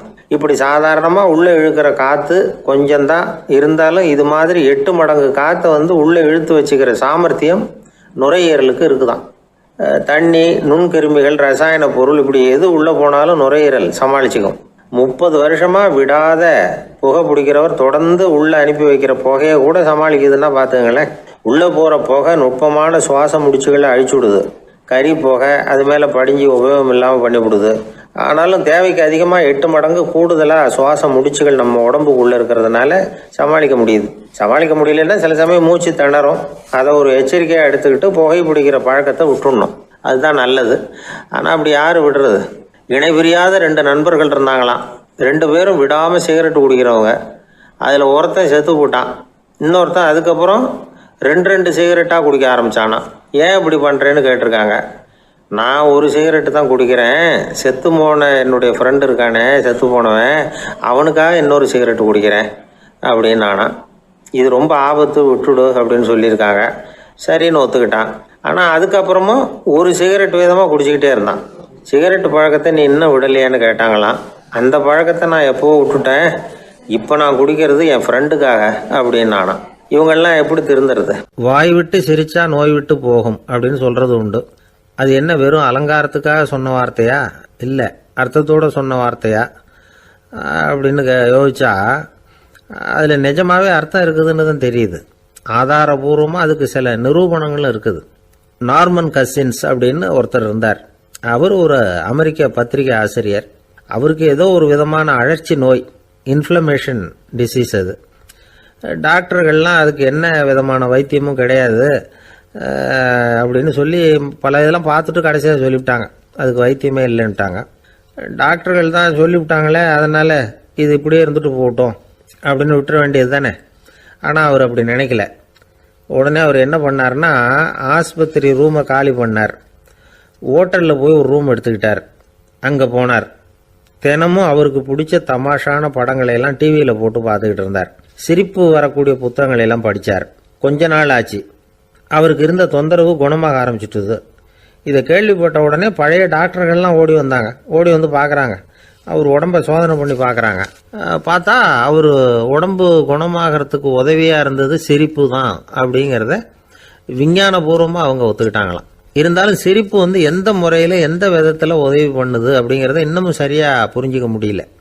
ஆனாலும் ஒரு சில விஷயங்கள் மட்டும் புரியுது. அது என்னன்னா, சிரிப்பு சுவாசத்தை மேம்படுத்துது, ரத்த அழுத்தத்தை குறைக்குது, உடம்பு குணமாகறதுக்கே உரிய சில ஹார்மோன்கள் அதிகமாக உருவாகி வர்றதுக்கு வழி செய்யுது. இந்த அளவுக்கு தான் சிரிப்போட செயல்பாட்டை நாம் புரிஞ்சிக்க முடியுது. இருந்தாலும் இதை பற்றி கண்டுபிடிக்க வேண்டியது இன்னமும் ஏராளமாக இருக்குது. அதையெல்லாம் விவரமாக கண்டுபிடிக்கிற வரைக்கும் நாம் காத்துக்கிட்டு இருக்க வேண்டியதில்லை. இப்போவே தாராளமாக சிரிக்கலாம். அதில் என்னத்துக்கு சிக்கணும்? காசா பணமா? சிரிப்புன்னா ஹாஹான்னு சத்தம் போட்டு சிரிச்சாதான் உடம்புக்கு நல்லதுன்னு இல்லை. லேசான புன்னகை கூட உடம்புக்கு நல்லது செய்யுமா. லேசாக புன்னகை பூத்தா அந்த சமயத்தில் நாம் எப்படி ஆகுது? நம்ம உடம்பு பூரா அமைதி அடையுதான். இதையும் ஆதாரபூர்வமாக கண்டுபிடிச்சி தான் சொல்கிறாங்க. எப்போவாவது மனசு சங்கடமாக இருக்கிறப்போ கொஞ்சம் முயற்சி பண்ணி முகத்தில் புன்னகையை கொண்டுகிட்டு வந்து பாருங்கள். அதோட சுகம் உங்களுக்கு அனுபவித்து பார்த்தா தான் தெரியும். கண்ணும் உதடும் மலரும் பொழுது இருக்கிற ஆனந்தமே ஆனந்தம் அப்படிங்கிறாங்க அனுபவித்து பார்த்தவங்க. வாழ்க்கையில் நாம் தமாஷா இருக்கணும்னா அதுக்கு சில வழிகளையும் அவங்க சொல்லி வச்சிருக்கிறாங்க. முதல்ல நீங்கள் உற்சாகமாக இருக்கிறவங்க கூடவே அதிகமாக பழகணும், அவங்க கூடவே அதிக நேரம் இருக்கிறது மாதிரி பார்த்துக்கணும். அழுது வடிகிறவங்ககிட்டயே இருக்கக்கூடாது, அவங்கள அவாய்டு பண்ணுங்க, அவங்கள விட்டு விலகி வந்துடுங்க. உங்கள் முன்னாடி இருக்கிறவர் எப்பவும் மூஞ்சியை தொங்க போட்டுக்கிட்டே இருக்கிறவராக இருந்தால் கொஞ்ச நாளில் உங்கள் முகமும் அப்படியே ஆகிடுமா, ஜாக்கிரதையாக இருக்கணுமா. ரெண்டாவது, எடுத்ததுக்கெல்லாம் சீரியஸ் ஆகிடக்கூடாது, எதையும் நிதானமாக யோசிக்கணும். அடுத்தவங்க நம்மளை மதிக்கணுங்கிறதுக்காக நாம் பகட்டாக நடந்துக்கிறதுக்கு ஆசைப்படக்கூடாது. உங்களுக்கு பிடிச்ச தமாஷான வீடியோ படங்கள், புத்தகங்கள் இதையெல்லாம் லிஸ்ட்டு போட்டுக்கிட்டு முடிஞ்ச அளவுக்கு வாங்கி சேர்த்து வீட்டுக்குள்ளேயே ஒரு லைப்ரரி உண்டாக்கிக்கலாம். ஒரு பெரிய பிஸ்னஸ்மேன், ரொம்ப வெற்றிகரமாக பிஸ்னஸ் பண்ணுறவராம். அவர் எப்படின்னா அடிக்கடி ரயிலில் பிரயாணம் பண்ணுறப்போ நியூஸ் பேப்பரை வச்சுக்கிட்டு ரொம்ப சுவாரஸ்யமாக படிச்சுக்கிட்டே போகிறான். நியூஸ் பேப்பரில் அப்படி என்ன சுவாரஸ்யமான விஷயம் அப்படின்னு எட்டி பார்த்தா அதுக்குள்ளே ஒரு காமிக் புஸ்தகத்தை வச்சுக்கிட்டு படிச்சுக்கிட்டு இருப்பாராம். என்னங்க அப்படின்னு கேட்டால், என் மனசு லேசாக இருக்கிறதுக்கு இது ரொம்ப உதவியாக இருக்குது அப்படின்னு பாரான். அது ஒரு பக்கம் இருக்கட்டும். சிரிப்புன்னா எல்லா விதமான தமாஷும் உடம்புக்கு நல்லதுன்னு நினைச்சிடக்கூடாதான். ஜேம்ஸ் கரோல் அப்படிங்கிற அமெரிக்க உளவியல் நிபுணர் என்ன சொல்றாரு தெரியுமா? அடுத்தவங்களை குறை சொல்றது, கேலி பண்றது, நையாண்டி பண்றது, இது மாதிரியான நகைச்சுவையெல்லாம் நல்லது செய்யறது இல்லைங்கிறார் அவர். அடுத்தவங்களை தொந்தரவு பண்ணாத ஜோக்குகள் தான் எப்பவும் நல்லது. யாராவது ஜோக்கு சொன்னால் தாராளமாக சிரிக்கணும். ஒருத்தர் வந்தார், இன்னொருத்தரை கூட அழைச்சிக்கிட்டு என்கிட்ட காட்டினார். அவர் தன்னுடைய முகத்தை ரொம்ப சீரியஸாக வச்சுக்கிட்டு இருந்தார். என்னங்க விஷயம் அப்படின்னு விசாரித்தோம். வந்தவர் எங்களை பார்த்து சொன்னார், சார், இவர் கூட ஒரு பெரிய ப்ராப்ளம்னார். என்னன்னு, ஏதாவது ஒரு ஜோக்கு சொன்னால் உடனே சத்தம் போட்டு சிரிக்க ஆரம்பிச்சுடுறார் சார் அப்படின்னார். ஜோக்கை கேட்டுட்டு சிரிக்க ஆரம்பித்தா அது ப்ராப்ளம் இல்லையே அப்படின்னு சொன்னோம். சிரிக்க ஆரம்பிக்கிறது ப்ராப்ளம் இல்லை சார், ஆனால் அப்படி ஆரம்பிக்கிற சிரிப்பை அதுக்கப்புறம் நிறுத்தவே மாட்டேங்கிறார். நாள் கணக்கில் அது பாட்டுக்கு போயிட்டு இருக்கு, அதுதான் ப்ராப்ளம் அப்படின்னார் அவர். ஒரு ஊரில் ஒரு மன்னர் இருந்தார். அவர் பக்கத்து தேசத்து மேலே படையெடுக்கணும்னு நினச்சிக்கிட்டு இருந்தார். அதையும் தன்னுடைய நாட்டோட சேர்த்துக்கணுங்கிற ஆசை. எப்போ படையெடுக்கலாம்னு யோசிச்சுக்கிட்டு இருந்தார். இப்படி யோசிச்சுக்கிட்டு இருந்த சமயத்தில் ஒரு பெரியவர் அவரை தேடிட்டு வந்தார். அவர் அடிக்கடி வருவார், அவர்கிட்ட பேசிக்கிட்டு இருப்பார். இப்போவும் அப்படி தான் வந்தார். என்ன மன்னா யோசனைன்னாரு. இவர் தன்னுடைய யோசனையை சொன்னார். இந்த சமயத்தில் மன்னருக்கு தாகம் எடுத்தது, தண்ணி குடிக்கணும் போல இருந்தது. உடனே அங்கே இருந்த ஒரு அரண்மனை பணியாளரை கூப்பிட்டார். போய் கொஞ்சம் தண்ணி கொண்டு வாப்பா அப்படின்னார். அந்த பணியாளர் போனார், ஒரு கோலையில் தண்ணி கொண்டு வந்தார். ராஜா கிட்ட நீட்டினார். ராஜா அதை வாங்கி குடிக்கிறதுக்காக வாய்கிட்ட கொண்டுட்டு போனார். அந்த நேரம் பார்த்து, மன்னா கொஞ்சம் பொறுங்கன்னார் இந்த பெரியவர். ஆவலோட குடிக்க போன மன்னர் அப்படியே நிறுத்திக்கிட்டு பெரியவரை பார்த்தார். இப்போ அந்த பெரியவர் சொன்னார், மன்னா, இப்போ உங்களை விட வலிமை உள்ள ஒரு சக்தி உங்களுக்கு தண்ணி கொடுக்க மறுத்துடுதுன்னு வைங்க, உங்களை குடிக்க விடாமல் தடுத்துடுது அப்படின்னா, இப்போ இந்த ஒரு கோவள தண்ணீரை என்ன விலை கொடுத்து வாங்குவீங்க அப்படின்னு கேட்டார். இப்போ எனக்கு இருக்கிற தாகத்துக்கு என்னுடைய அரசாங்கத்தில் பாதியையாவது கொடுத்து இந்த தண்ணியை வாங்கறதுக்கு தயங்க மாட்டேன்னார் அவர். சரி, இப்போ அந்த தண்ணியை குடிங்கன்னார் பெரியவர். மன்னர் ஆவலோடு அந்த தண்ணியை குடிச்சு முடிச்சார். அதுக்கப்புறம் கொஞ்ச நேரம் தன்னுடைய படையெடுப்பை பற்றி சொல்லிக்கிட்டு இருந்தார். கொஞ்ச நேரம் கழித்து மறுபடியும் இந்த பெரியவர் கேட்டார், மன்னா, இப்போ நீங்கள் ஒரு கோவள தண்ணீரை குடிச்சு முடிச்சுட்டீங்க. இப்போ அந்த தண்ணீர் உங்கள் உடம்பை விட்டு வெளியில் வரக்கூடிய பாதை அடப்பட்டு போச்சு அப்படின்னு வச்சுங்க, அதை வெளியேற்றுவதற்காக நீங்கள் எவ்வளவு செலவழிப்பீங்க அப்படின்னு கேட்டார். மன்னர் யோசனை பண்ணார். அப்படி ஒரு நிலைமை ஏற்பட்டு போச்சுன்னா என்னுடைய அரசாங்கம் பூராவையும் அதுக்கு ஈடாக தர்றதுக்கு கூட தயங்க மாட்டேன்னார். இப்போ அந்த பெரியவர் சொன்னார், எந்த அரசாங்கத்தின் மதிப்பு ஒரு கோவள தண்ணீர் அளவுக்கு கூட இல்லையோ அந்த அரசாங்கத்தை அடையணுங்கிற பேராசையில் மனிதர்கள் தங்களுடைய சகோதரர்கள் கூடவே சண்டை போட்டுக்கிறாங்களே, அதில் ஏதாவது அர்த்தம் இருக்குதா அப்படின்னாராம். மன்னருக்கு இப்போதான் அர்த்தம் புரிஞ்சுதான். மனசில் தெளிவு உண்டாச்சு. தன் மனசுக்குள்ளே உண்டான வெறியை விரட்டி அடிச்சு விட்டார். அதுக்கப்புறம் நிம்மதியாக ஆட்சி புரிஞ்சார். இப்படி ஒரு கதை. உயிருக்கு என்ன விலை கொஞ்சம் யோசனை பண்ணி பாருங்கள். ஆனால் அது இப்போ எவ்வளோ மலிவாக போயிட்டுது, அதையும் யோசனை பண்ணி பாருங்களேன். ஆசை பேராசையாக மாறுது, அப்புறம் அது வெறியாக ஆகுது, அதுக்கப்புறம் பைத்தியம் முடியுது. இந்த காலத்து மனிதர்களுக்கு 2 விதமான பைத்தியம் பிடிச்சிருக்கிறதாக ஒரு பெரியவர் சொல்றார். ஒன்று பணம், இன்னொன்று அதிகாரம். இதெல்லாம் எவ்வளவு காலத்துக்கு நீடிக்கும்? ஒரு சர்வாதிகார நாட்டில் 3 பேர் ஜெயிலில் இருட்டு அறையில் பேசிக்கிட்டு இருக்கிறாங்க. நீ எப்படி இந்த ஜெயிலுக்கு வந்த அப்படின்னு ஒருத்தர் கேட்டாராம். இந்த நாட்டு ராஜாவை ஆதரித்து நான் பிரச்சாரம் பண்ணினேன், அதனால் கூட்டத்தில் தகராறு வந்துட்டுது, கலவரமாக போச்சு, அதுக்கு நான் தான் காரணம்னு அரெஸ்ட் பண்ணி இங்கே கொண்டாந்து போட்டாங்க அப்படின்னாராம் அவர். சரி, நீ எப்படி இங்கே வந்த அப்படின்னு இன்னொருத்தரை பார்த்து கேட்டிருக்கார். நான் இந்த நாட்டு ராஜாவை எதிர்த்து பிரச்சாரம் பண்ணேன், அதனால் கலவரம், அரெஸ்ட் பண்ணி கொண்டாந்து போட்டாங்கன்னார். சரிப்பா, நீ எப்படி அங்கே வந்த அப்படின்னு 3வது ஆளை பார்த்து இவங்க கேட்டாங்களாம். இதுக்கு அந்த ஆள் மெதுவாக வெளிச்சத்துக்கு வந்து நான் தான் இந்த நாட்டு ராஜா அப்படின்னாராம். ஒரு நண்பர் ஆனந்தமாக சிகரெட் பிடிச்சிக்கிட்டு இருந்தார். இந்த பழக்கத்தை விட்டுவிடுங்களேன் அப்படின்னு சொல்லி பார்த்தோம். விட்டுடலாம்னு தான் பார்க்குறேன், ஆனால் முடியலையேன்னார். மனசு வச்சா எல்லாம் முடியும் அப்படின்னோம். அவர் கொஞ்ச நேரம் யோசனை பண்ணார். அப்புறம் சொன்னார், சரி சார், இதுதான் நான் பிடிக்கிற கடைசி சிகரெட் அப்படின்னு சொல்லி ரொம்ப அழுத்தமாக புகையை உள்ளுக்கு இழுத்தார். அதுக்கப்புறம் அந்த துண்டு சிகரெட்டை வீசி எறிஞ்சுட்டார். ஒருத்தர் இது மாதிரி தீர்மானம் பண்ணி தன்னுடைய கடைசி சிகரெட்டை தூக்கி எறிஞ்சுட்டார்னா அது ஒரு பெரிய விஷயம்தான். அதுக்கு பிறகு அவர் உடம்புல படிப்படியாக என்னென்ன மாற்றங்கள் நடக்கும் அப்படிங்கிறத பற்றி ஒரு விவர பட்டியலே வெளியிட்டிருக்கிறாங்க. அது என்ன விவரம் தெரியுமா? ஒருத்தர் புகைப்பிடிக்கிற பழக்கத்தை நிறுத்துறாருன்னு வச்சுங்க. அப்படி அவர் நிறுத்தின 20 நிமிடங்களுக்குள்ள உயர் ரத்த அழுத்தம், உடல் வெப்பம், நாடி துடிப்பு இதெல்லாம் சரியான நிலைமைக்கு வந்துருதான். 8 மணி நேரத்துக்குள்ள இந்த ஸ்மோக்கர்ஸ் பிரீத் அப்படிங்கிற தன்மை மறைஞ்சிருதான். ரத்தத்தில் உள்ள கார்பன் மோனாக்சைடு அளவு குறையுதான், ஆக்சிஜன் அளவு கூடுதான், சரியான அளவுக்கு வந்துருதான். ஒருத்தர் கடைசி சிகரெட்டை தூக்கி எறிஞ்சுட்டார்னா 24 மணி நேரத்துக்குள்ள மாரடைப்பு ஏற்படுறதுக்கான வாய்ப்பு குறைஞ்சுடுதான். 48 மணி நேரத்துக்குள்ள உணர்வு நரம்புகளின் முனைப்பகுதிகள் மறுபடியும் ஒன்று சேர்ந்துருதான். அதனால நாக்கு சுவை உணர்வு, மூக்கின் முகரும் சக்தி இதெல்லாம் மேம்படுதான், நல்ல நிலைமைக்கு வந்துடுதான். சிகரெட்டை நிறுத்தின 3 நாளுக்குள்ள மூச்சு விடுறது சுலபமாயிடுதான். இப்படி அவங்க பட்டியல் நிறைய சொல்றாங்க. 2 அல்லது 3 மாசத்துக்குள்ள என்ன ஆகும் தெரியுமா? ரத்த ஓட்டம் மேம்படுது, நடக்கிறது சுலபமாயிடுது. நுரையீரல் கொள்ளளவு 30% அதிகரிக்குது. 1லிருந்து 9 மாசத்துக்குள்ள சுவாச குறைபாடுகள் நீங்குது. நுரையீரலில் இருக்கக்கூடிய இந்த அசுத்தம் வடிகட்டும் திசுக்கள் சரியா வேலை செய்ய ஆரம்பிச்சிருது. 1 வருஷத்துக்குள்ள இந்த இதய அழுத்த நோய்க்கான வாய்ப்பு பாதியாக குறைஞ்சிருது. இந்த சிகரெட்டை நிறுத்தின 5 வருஷத்துக்குள்ள ஒரு நாளைக்கு 1 பாக்கெட் சிகரெட் பிடிக்கிறவர்களில் நுரையீரல் புற்றுநோயினால சாகிறவர்கள் எண்ணிக்கை பாதியாக குறைஞ்சிருது. புற்றுநோய் செல்கள் சீரமைக்கப்படுது. ஆக ஒருத்தர் புகைக்கிறத விட்டுணும்னு தீர்மானம் பண்ணி தன் கையில் இருக்கிற சிகரெட்டை இதுதான் கடைசின்னு சொல்லி தூக்கி எறிஞ்சுட்டா அதுக்கப்புறம் படிப்படியாக இவ்வளவு நன்மைகளும் மாற்றங்களும் ஏற்படுறதாக இந்த அமெரிக்கன் கேன்சர் சொசைட்டி தெரிவிச்சிருக்குது. அதனால புகைப்பழக்கம் உள்ளவங்க இதையெல்லாம் கொஞ்சம் யோசிச்சு பார்த்து அந்த பழக்கத்தை விட்டு விடுறது ரொம்ப நல்லது. ஆனால் அதையெல்லாம் நாம் சொன்னால் யார் கேட்குறாங்க? என்னுடைய நண்பர் ஒருத்தர் புகைப்பழக்கம் உள்ளவர், அவர் என்கிட்ட சொன்னார், சார், சிகரெட் பிடிக்கிற பழக்கத்தை விட்டு விடுறது என்னை பொறுத்த வரைக்கும் ஒன்றும் பெரிய கஷ்டமான செயல் இல்லை, அது ரொம்ப சுலபம் அப்படின்னார். எப்படி சொல்கிறீங்கன்னு கேட்டேன். நான் ஏற்கனவே 20 தடவை அந்த பழக்கத்தை விட்டுருக்கேன் சார் அப்படின்னார் ரொம்ப பெருமையாக. ஒரு குழந்தை பிறந்து தான் ஒரு வீட்டில், அந்த குழந்தைக்கு என்ன பேர் வைக்கிறதுங்கிறது ஒரு தகராறு. இந்த குழந்தைக்கு என்ன பேர் வைக்கிறதுங்கிறதுல தகராறு வந்துடுது. யார்? கணவனுக்கும் மனைவிக்கும். அவன் என்ன சொல்கிறான், எங்கள் அப்பா பேரை தான் வைக்கணுங்கிறான் அவன். இந்த அம்மா என்ன சொல்லுது, இல்லை எங்கள் அப்பா பேரை தான் வைக்கணும் அப்படிங்குது. காலையிலேருந்து சண்டை, தகராறு.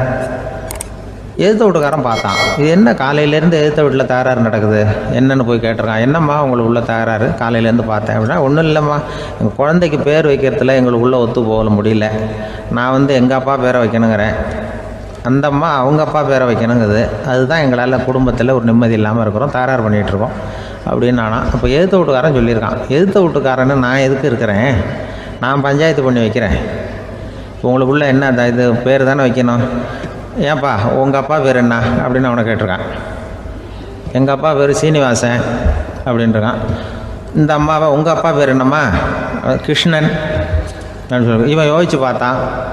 குழந்தைக்கு சீனிவாச கோபாலகிருஷ்ணன்னு பேர் வைங்க போங்க அப்படின்ட்டு போயிட்டான். ஏற்ற விட்டு தீர்த்து வச்சுட்டு போயிட்டான். போனதுக்கப்புறம் இவங்க 2 பேரும் பேசிக்கிட்டாங்க.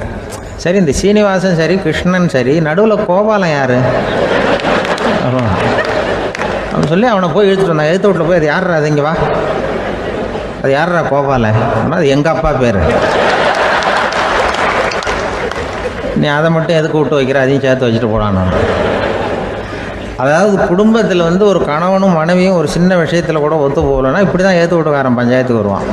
கோபாலன்னு வந்து குறுக்க வருவான் ஒருத்தன். அப்படி அந்த அனுசரிப்புங்கிறது குடும்பத்தில் ரொம்ப அவசியம்.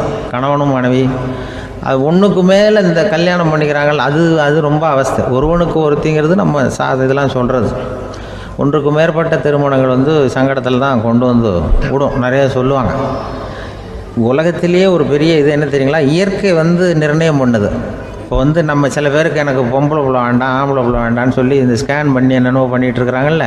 ஆனால் இயற்கை வந்து அந்த 50-50 ரேஷியோவை அது வந்து மெயின்டைன் பண்ணிகிட்ருக்கு.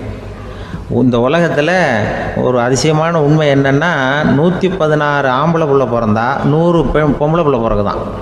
உலக அளவில் 116 ஆம்பளை பிள்ளை பிறந்தா 100 பொம்பளை பிள்ளை பிறகுது. இது எதுக்கு 16 அதிகமாக பிறகுதுன்னா, அந்த வாலிப வயசு அடையிறதுக்குள்ளே 16 செத்து போகுது. 16 அங்கங்கே ஓடுறது கொஞ்சம் முரட்டத்தனமாக போகிறதுனால செத்து போகுது. அந்த 50-50 இந்த ஒருத்தருக்கு ஒருத்தங்கிற ரேஷியோவை இயற்கை வந்து மெயின்டைன் பண்ணிகிட்டு இருக்கு. அது ஒரு பெரிய அதிசயம். அதை விட பெரிய அதிசயம் என்னென்னா, இந்த உலக யுத்தம் நடந்ததில்ல, முதல் உலக யுத்தம், 2வது யுத்தம், அப்போ பார்த்துருக்குறாங்க, கணக்கு எடுத்துருக்குறாங்க. அந்த யுத்தம் முடிஞ்ச பிறகு 116 ஆம்பளை பிள்ளைக்கு பதிலாக 160 170 பிறக்க ஆரம்பிச்சு தான். 100 பெண் குழந்தைக்கு 170 180 ஆண் குழந்தை. இது எதுக்குன்னா, அந்த போரில் செத்து போகுதில்ல ஆம்பளை பிள்ளைகள், அதை ஈடுகட்டுறதுக்காக அதிகமாக பிறக்க ஆரம்பிச்சிருக்கு. அந்த அளவுக்கு வந்து இயற்கை வந்து ஒரு பெரிய ரேஷியோவை மெயின்டைன் பண்ணுது. அதாவது ஒருவனுக்கு ஒருத்திங்கிறத அது சொல்லிகிட்டு இருக்கு. புறாவெல்லாம் வளர்த்திங்கன்னா, நான் கூட புறா வளர்த்துருக்குறேன் ஊரில். புறா வளர்த்திங்கன்னா ஒரு தடவைக்கு 2 முட்டை தான் விடும் ஒரு வீட்டுக்கு. அந்த 2 முட்டையும் குஞ்சு பறிச்சுன்னா அதில் ஒன்று வந்து ஆணாக இருக்கும், ஒன்று பொண்ணாக இருக்கும். அது எந்த முட்டை ஆண் எந்த முட்டை பெண்ணுங்கிறத இயற்கை நிர்ணயம் பண்ணுது. அதை வந்து நம்ம மாற்றவே முடியாது. ரெண்டையும் அந்த பெண்ணாவோ 2 ஆணாவோ மாற்ற முடியாது நம்ம. அதனால் அந்த இயற்கையை புரிஞ்சுக்கிட்டு நாம் நடந்துக்கணும். அதனால தான் ஒரு கணவன் ஒரு மனைவி, அதான் ஒருத்தருக்கு ஒருத்தங்கிறது. ஒன்றுக்கு மேலேனா சங்கடம் தான். ஒரு பஸ்ஸில் வந்து ரெண்டு பெண்கள் வந்துக்கிட்டு இருந்தாங்களாம். பஸ்ஸு பிரயாணம். 2 பெண்கள் வந்து பக்கத்தில் உட்காந்துருக்காங்க. அந்த கண்டக்டரை கூப்பிட்ருக்காங்க, இங்கே வாயா அப்படின்னு அந்த ஒரு அம்மா கூப்பிட்ருக்கு. என்னம்மா அப்படின்ட்டுருக்கார். வந்து இந்த ஜன்னலை திறந்து விட்டு போ அப்படின்னு. சரின்னு அதுக்கு பக்கத்தில் இருந்த ஜன்னலை திறந்து விட்டு அவர் போயிட்டார். பக்கத்தில் இருந்தாமா உடனே இங்கே வாயா மறுபடியும் வாயான்னு கூப்பிட்ருக்கு. வந்து என்ன இந்த ஜன்னலை மூடி விட்டு போ அப்படின்ட்டுருக்கு. மூடி விட்டு போனார். மறுபடியும் அந்த முன்னாடி கூப்பிட்டது வாமா வாயான்னு மறுபடியும் கண்டக்டரை கூப்பிட்டு, என்ன இந்த பார், இந்த ஜன்னலை வந்து நீ மூடி வச்சின்னா நான் மூச்சு திணறி செத்து போடுவேன். அப்புறம் உடனே பக்கத்தில் இருந்தம்மா தபாரியா அந்த அம்மா பேச்சை கேட்டுட்டு நீ திறந்து வச்சின்னா நான் குளிர் தாங்காமல் செத்து போடுவேன் அப்படின்ட்டு அவர் தலையை பிச்சுக்கிறார் கண்டக்டர். என்னடா பெரிய ரொம்ப போச்சேன்னு, கொஞ்சம் தூரம் பிரயாணம், இதில் கூட அட்ஜஸ்ட் பண்ணி போகக்கூடாதா அப்படின்னு. அப்போ அந்த பஸ்ஸில் பின்னாடி ஒருத்தன் கடைசி சீட்டில் வெயில் தாங்காமல் சட்டையெல்லாம் கட்டி போட்டுட்டு ஒரு கிராமத்து ஆள் பீடி குடிச்சிட்டு வரான். அவர் கூப்பிட்ருக்கான் அந்த ஆள், அந்த கண்டக்டர், இங்கே வாயா அங்கே என்ன தகராறு அப்படின்னு. அந்த எதிர்த்து வீட்டுக்காரன் வந்தானே முன்னாடி பஞ்சாயத்துக்கு, அது மாதிரி கண்டக்டர் இங்கே வாயா, அவன் ஏன் நீ என்ன சொல்ல போகிற அப்படின்ட்டு வந்திருக்கான். சட்டையெல்லாம் கட்டி போட்டு பீடி குடிக்கிறான். பீடி புகையை ஊதி விட்டு அங்கே என்ன தகராறு அப்படின்னு கேட்டிருக்கான். ஒன்றும் இல்லையா, அந்த அம்மா வந்து ஜன்னலை திறந்தா செத்து போவேங்கிறது, இந்த அம்மா ஜன்னலை மூடுனா செத்து போவேங்கிறது, நான் என்னையா பண்ணுறது ஒரு ஆள், இதுக்கு ஏன் கவலைப்படுறேன், நான் சொல்கிறத கேள், நான் தீர்த்து வைக்கிறேன் பிரச்சனையை அப்படின்னு சொல்லிவிட்டு பீடியை எடுத்துக்கிட்டு புகையை ஊதிவிட்டு சொன்னானா, கொஞ்ச நேரம் அந்த ஜன்னலை மூடி வை, அந்த அம்மா செத்து போவோம், அப்புறம் திறந்து வை, இந்த அம்மா செத்து போவோம், நாம் நிம்மதியாக போகலாம் அப்படின்னு சொல்லிட்டு பீடி குடிக்க ஆரம்பிச்சிட்டான். அவருக்கு கோவம் வந்துட்டுது கண்டக்டருக்கு. உனக்கு என்னையா நீ பாட்டுக்கு சொல்லிட்டு போடுவ, அந்த 2 அம்மாவும் செத்து போச்சுன்னா அவங்க வீட்டுக்காரனுக்கெல்லாம் யார் பதில் சொல்கிறது அப்படின்னா, கவலையே படாத, 2 பேருக்கும் நான் தான் வீட்டுக்காரன். அதனால தான் அந்த யோசனையை சொன்னேன் அவங்ககிட்ட. அப்புறம் இதுதான், இந்த ஒன்றுக்கு மேலே போச்சுன்னா அது இயற்கைக்கு விரோதம், இப்படிலாம் ஆகும்.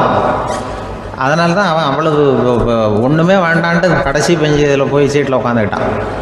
அப்படி அது இயற்கையை புரிஞ்சுக்கிட்டு வாழணுங்கிறது முக்கியம். குடும்பத்தில் வந்து கணவனுடைய பங்கு என்ன, மனைவியினுடைய பங்கு, குழந்தை குட்டிகள்லாம் சொல்லுவாங்க. அப்படி இருக்கணும். கணவன்கிறவனுக்கு நிறைய சகிப்புத்தன்மை தேவைப்படுது. இதில் ஒரு பெரிய நீதிபதி இருந்தார் சென்னையில், உண்மையாக நடந்தது. சென்னையில் ரொம்ப காலத்துக்கு முன்னாடி காந்தி இருந்த காலத்தில் சென்னையில் ஒரு நீதிபதி, அவர் ஒரு நாள் நீதி கோர்ட்லாம் விட்டு ரொம்ப கஷ்டப்பட்டு ராத்திரி சும்மா போய் உடனே வீட்டுக்கு வரல, கோர்ட்டினுடைய நடவடிக்கை முடிஞ்சு வீட்டுக்கு வராமல் போய் எங்கெங்கேயோ போய் சுற்றி விட்டு அந்த நண்பர்களோடு அப்படி உல்லாசமாக அப்படி கொண்டாடிவிட்டு ராத்திரிக்கு வந்திருக்கிறாரு வீட்டுக்கு 1 மணிக்கு. அப்போ அந்த வயசான அம்மா வாசல்லையே காத்துக்கிட்டு இருக்கு. உள்ளே போச்சு நீதிபதி இன்னும் வந்து சேரலேன்னு வாசல்லையே நின்றுட்டு இருந்துதான். அப்போ அது வந்த உடனே பலார்னு அரைஞ்சி விட்டாங்களாம் அந்த அம்மா. ஏன்டா அவ்வளோ தூரம் எங்கே போனேன்? என்ன தான் நீதிபதியாக இருந்தாலும் அவங்களுக்கு உள்ள தானே. பலார்னு அரைஞ்சி விட்டாங்க. உடனே அவர் கலங்கி போய் அழுதாராம். மறுநாள் கேட்டிருக்காங்க அந்த பக்கத்தில் இருந்தவங்க, ஏன் நீ வந்து பெரிய நீதிபதி, பெரிய பதவியில் இருக்க, அதனால் உன்னை உங்கள் அம்மா அடிச்சிட்டாங்கன்னு அழுதியா அப்படின்னு கேட்டாங்களாம். அப்போ அவர் சொன்னாராம் நீதிபதி, இல்லை நான் வந்து இது மாதிரி எங்கள் அம்மாக்கிட்ட அடிக்கடி அடி வாங்குவேன். எப்போதும் அவங்க அடிக்கிற அடி பலமாக விழும். இப்போ அவங்க அடித்தது எனக்கு வலிக்கவே இல்லை. அந்த அளவுக்கு அவங்களுக்கு வயசாகிட்டுதே, பலம் குறைஞ்சிட்டுதேன்னு நினச்சி அழுதேன் அப்படின்னுக்காரான். அதுதான் புள்ள அம்மா பேரில் உள்ள பாசங்கிறது. இதே போல் நான் சொன்னது மாதிரி முன்னாடி இவர் ஒரு இறைநேச செல்வர் ஒருத்தர் இருந்தார். ஒரு அம்மா வந்து எனக்கு அப்பா தண்ணி கொடுப்பா அப்படின்றது படுக்கையில் இருந்த அம்மா. இவர் ஏதோ படிச்சுக்கிட்டு இருந்தவர், ஒரு சின்ன இளைஞர். உடனே ஓடி போய் ஒரு குவளையில் தண்ணி எடுத்துகிட்டு போய் அம்மாவுக்கு முன்னாடி நிற்கிறார். முன்ன அந்த அம்மா அதுக்குள்ளே தூங்கி போச்சு. இவர் அந்த தண்ணியை வச்சுக்கிட்டு அவர் பாட்டு நிற்கிறார். விடிஞ்சு போச்சு. விடிகிற சமயத்தில் அந்த அம்மா முடிச்சு பார்க்குது, பையன் தண்ணியோட கையில் வச்சுட்டு நிற்கிறார். ஏம்மா என்னப்பா நீ ராத்திரி பூரா தண்ணியோடு நின்றுட்டு இருக்கிறியா எனக்கா அப்படின்னு. அப்போ அவர் சொன்னாராம், ஆமாம்மா ராத்திரி தண்ணி தாகமாக இருக்குன்னு கேட்டிங்க, உடனே தண்ணி கொண்டு வந்துட்டேன். ஓடி வந்து பார்க்கும்பொழுது நீங்கள் தூங்கிக்கிட்டு இருந்தீங்க. தூங்கிட்டு இருக்கும்பொழுது உங்களை எழுப்ப வேண்டாம், தூக்கத்தை கெடுக்க வேண்டாம்னு நான் நினச்சேன். அதனால் எழுப்பலை. தூக்கம் முழிக்கிற சமயத்தில் உடனே தாகமாக இருக்கும், தண்ணி குடிக்கணும்னு ஆசைப்படுவீங்க, அதனால் தண்ணியை பக்கத்துலேயே வச்சுட்டு நிற்கிறேன் அப்படின்னு அந்த இளைஞர் சொன்னாராம். அப்படியே கட்டி பிடிச்சிட்டு நீ பிற்காலத்தில் பெரிய அறிஞராக வருவேன்னு சொல்லி அந்த அம்மா வரணும்னு சொல்லி இறைவனை வேண்டாங்களாம். அவர் தான் இஸ்லாமிய மார்க்கத்தில், தீன் மார்க்கத்தில் பெரிய ஆளானது. அதாவது ஷர்புதீன் யாஹ்யான்னு ஒருத்தர், அவர் பெரிய இஸ்லாமிய பேரறிஞராக வந்தார். இப்படி அம்மா பேரில் பாசமாக உள்ளவங்களாம் இருந்தாங்க நிறையா.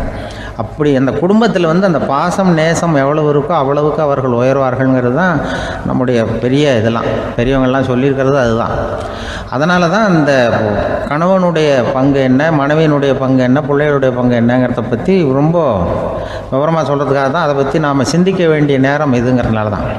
கணவனுக்கு வந்து இது வந்துடக்கூடாது, அதாவது கோபம் வரக்கூடாது, நிதானம் வேணும் அப்படின்லாம் சொல்லுவாங்க.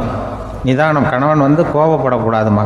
அதுக்கு நாங்கள் மனுஷனுக்கு சினம் தவிர்த்தல்னு பயிற்சியெல்லாம் கொடுக்குறாங்க. இப்போது மனுஷன் கோபப்படாமல் இருக்கணும், போகணும் வரணும்னு அதுக்கு சொல்லுவோம் நாங்கள். சும்மா கதை ரூபமாக சொல்கிறது. அங்கே வேதாத்திரி மகரிஷின்னு இருக்கார், அவர் இதில் வந்து சினம் தவிர்த்தல்னு பயிற்சியை கொடுப்பாங்க. குடும்ப தலைவர்கள் பெரியவங்கள்லாம் வந்து அந்த பயிற்சியை எடுத்துக்கணும். என்னை கூப்பிட்டாங்க ஒரு தரம், சினம் தவிர்த்தல்னு ஒரு பயிற்சி கொடுக்குறோம், அதில் நீ வந்து பேசுன்னாங்க. நான் சொன்னேன், நான் பயிற்சிக்கு வேணா வரேன், என்னை பேச வேண்டாம் சார், நான் வந்து பயிற்சியை கற்றுக்கிறேன்னு. இல்லை நீ அதெல்லாம் பயிற்சி நாங்கள் கொடுக்குறோம், நீ உனக்கு என்ன தெரியுமோ சொல்லு, மனுஷன் கோவப்படாமல் இருக்கணும், அதுக்கு ஏதாவது வழி சொல்லிட்டு போ அப்படின்னு கூப்பிட்டாங்க. சரின்ட்டு போனேன். அங்கே போய் நான் சொன்னேன், இது மாதிரி எனக்கு தெரிஞ்சது ஒரு கதை மாதிரி சொன்னேன். மீனம்பாக்கம் ஏர்போர்ட், அங்கே ஜப்பானுக்கு போக வேண்டிய ஒரு பிரயாணி லக்கேஜோடு நிற்கிறார் நிறையா. இதை வாங்கி பிளேனில் ஏற்றக்கூடிய ஒரு தொழிலாளி அவர்கிட்ட ஒரு சண்டை போடுறார், அடிக்க போகிறார், திட்டுறாரு, கண்டாமலான்னு திட்டுறார். அவர் இதை ஒருத்தர் பார்த்துக்கிட்டே இருக்கார். அந்த சினம் தவிர்த்தல் பயிற்சி கொடுக்குற பேராசிரியர் ஒருத்தர் பார்த்துக்கிட்டே இருக்கார். இது எப்படி இவன் இந்த ஆள் அவ்வளவு கோபமாக அடிக்க போகிறான், திட்டுறான் அந்த பெரிய மனுஷன், இவர் பதிலுக்கு அவர் திட்டவே இல்லையே. அந்த தொழிலாளி சிரிச்சுக்கிட்டே சரி சார் அப்படின்னுட்டே இருக்கான். இவர் லக்கேஜை வாங்கி பிளேனில் ஏற்றுற தொழிலாளி இப்போ கண்ணாவுடனே அடிக்க போகிறான், திட்டுறான், முகம் செவந்து போச்சு.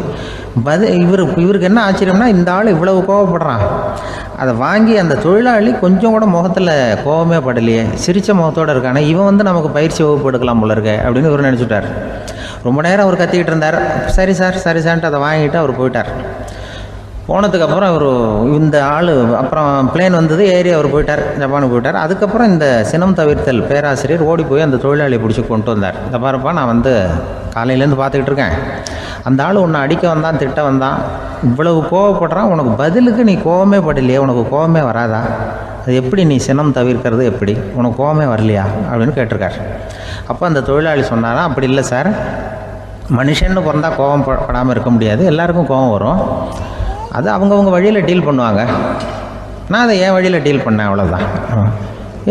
அப்போ அவர் திட்டும் பொழுது உனக்கு கோபம் வந்தது தானே? வந்தது சார். அப்போ அது எப்படி டீல் பண்ணேன்னு கேட்டிருக்காரு.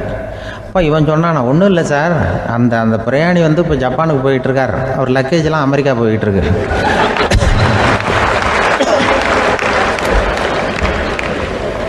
இதுக்கு நாம் எதுக்கு சார் அனாவசியமாக அவன்கிட்ட போய் சண்டை போட்டுக்கிட்டேன்? அப்படி மாற்றி ஏற்றி விட்டா அவன் போய் பார்த்துக்கிறான் எங்கேயாவது. அதுதான் நான் சினம் தவிர்க்கிற வழி அப்படின்னு சொன்னாரான். உடனே இதை தான் எனக்கு தெரிஞ்சது கோபம் வராமல் இருக்கிறதுன்னு அங்கே பேசினேன் அந்த கூட்டத்தில். அதுக்கப்புறம் இன்ன வரைக்கும் அவங்க கூப்பிடுறதே இல்லை என்ன. ஏன்னா நாங்கள் வந்து முறையாக ஒருத்தன் கோவப்படாமல் இருக்கிறதுக்கு என்ன வழின்னு சொல்லி கொடுத்துட்ருக்குறோம். நீ இப்படி பண்ணுறியப்பா அப்படின்னு சொல்லி. இப்போ எப்படின்னா, ஒரு 600 வருஷத்துக்கு முன்னாடி மனுஷனுக்கு இருந்த நெருக்கடி இருக்குது பாருங்கள். ஒரு 600 வருஷத்துக்கு முன்னாடி மனுஷனுக்கு எவ்வளோ நெருக்கடி இருந்ததோ அதுபோல் 40 பங்கு இப்போ அதிகமாகிட்டு தான் கண்டுபிடிச்சி சொல்லியிருக்கிறாங்க. அவ்வளவு நெருக்கடிக்கு மத்தியில் நாம் வாழ்ந்துக்கிட்டு இருக்கிறோம். ஒரு 600 வருஷத்துக்கு முன்னாடி என் தலையில் 1 கிலோ வச்சுக்கிட்டு நின்னேன்னு வைங்க, இப்போ 40 கிலோ வச்சுக்கிட்டு நிற்கிறேன். அப்படி ஒவ்வொரு மனுஷனுக்கும் வாழ்க்கையில் நெருக்கடி அதிகமாக போச்சு. இப்போ இந்த நெருக்கடியில் முன்னாடிலாம் யாரோ ஒருத்தர் தான் தியானம் பண்ணுவாங்க. தியானம்னா ஒருத்தர் 2 பேர் காட்டுக்கு போய் தியானம் பண்ணிகிட்டு இருப்பாங்க 600 வருஷத்துக்கு முன்னாடி. இப்போ வீட்டுக்கு வீடு தியானம் நடக்குது. ஏன்னா அந்தளவுக்கு வாழ்க்கையில் ஒரு நிம்மதி வேணும் அப்படின்னு சொல்லி பண்ணிட்டாங்க. அதுக்கு தான் இயற்கை கொடுத்துருக்கிற ஒரு இயற்கையான வைத்தியம்தான் சிரிப்புங்கிறது. இதை பற்றி பெரியவங்கள்லாம் இப்போ ஆராய்ச்சி பண்ணிகிட்டு இருக்கிறாங்க. சிரிப்புங்கிறது நாம் பிறந்து ஒரு 6 மாதத்தில் தான் முதல் தடவையாக விவரமாக சிரிக்க ஆரம்பிக்கிறோமா. நாம் பிறந்து 6 மாதத்துக்கு, அதாவது முதல் தடவை சிரிக்க ஆரம்பிக்கிறது ஒரு 6ஆவது வாரம், 1.5 மாதத்தில் தான் குழந்தை வந்து விவரமாக சிரிக்க ஆரம்பிக்குது. அப்புறம் அப்படியே சிரிக்க ஆரம்பிக்கிறோமா.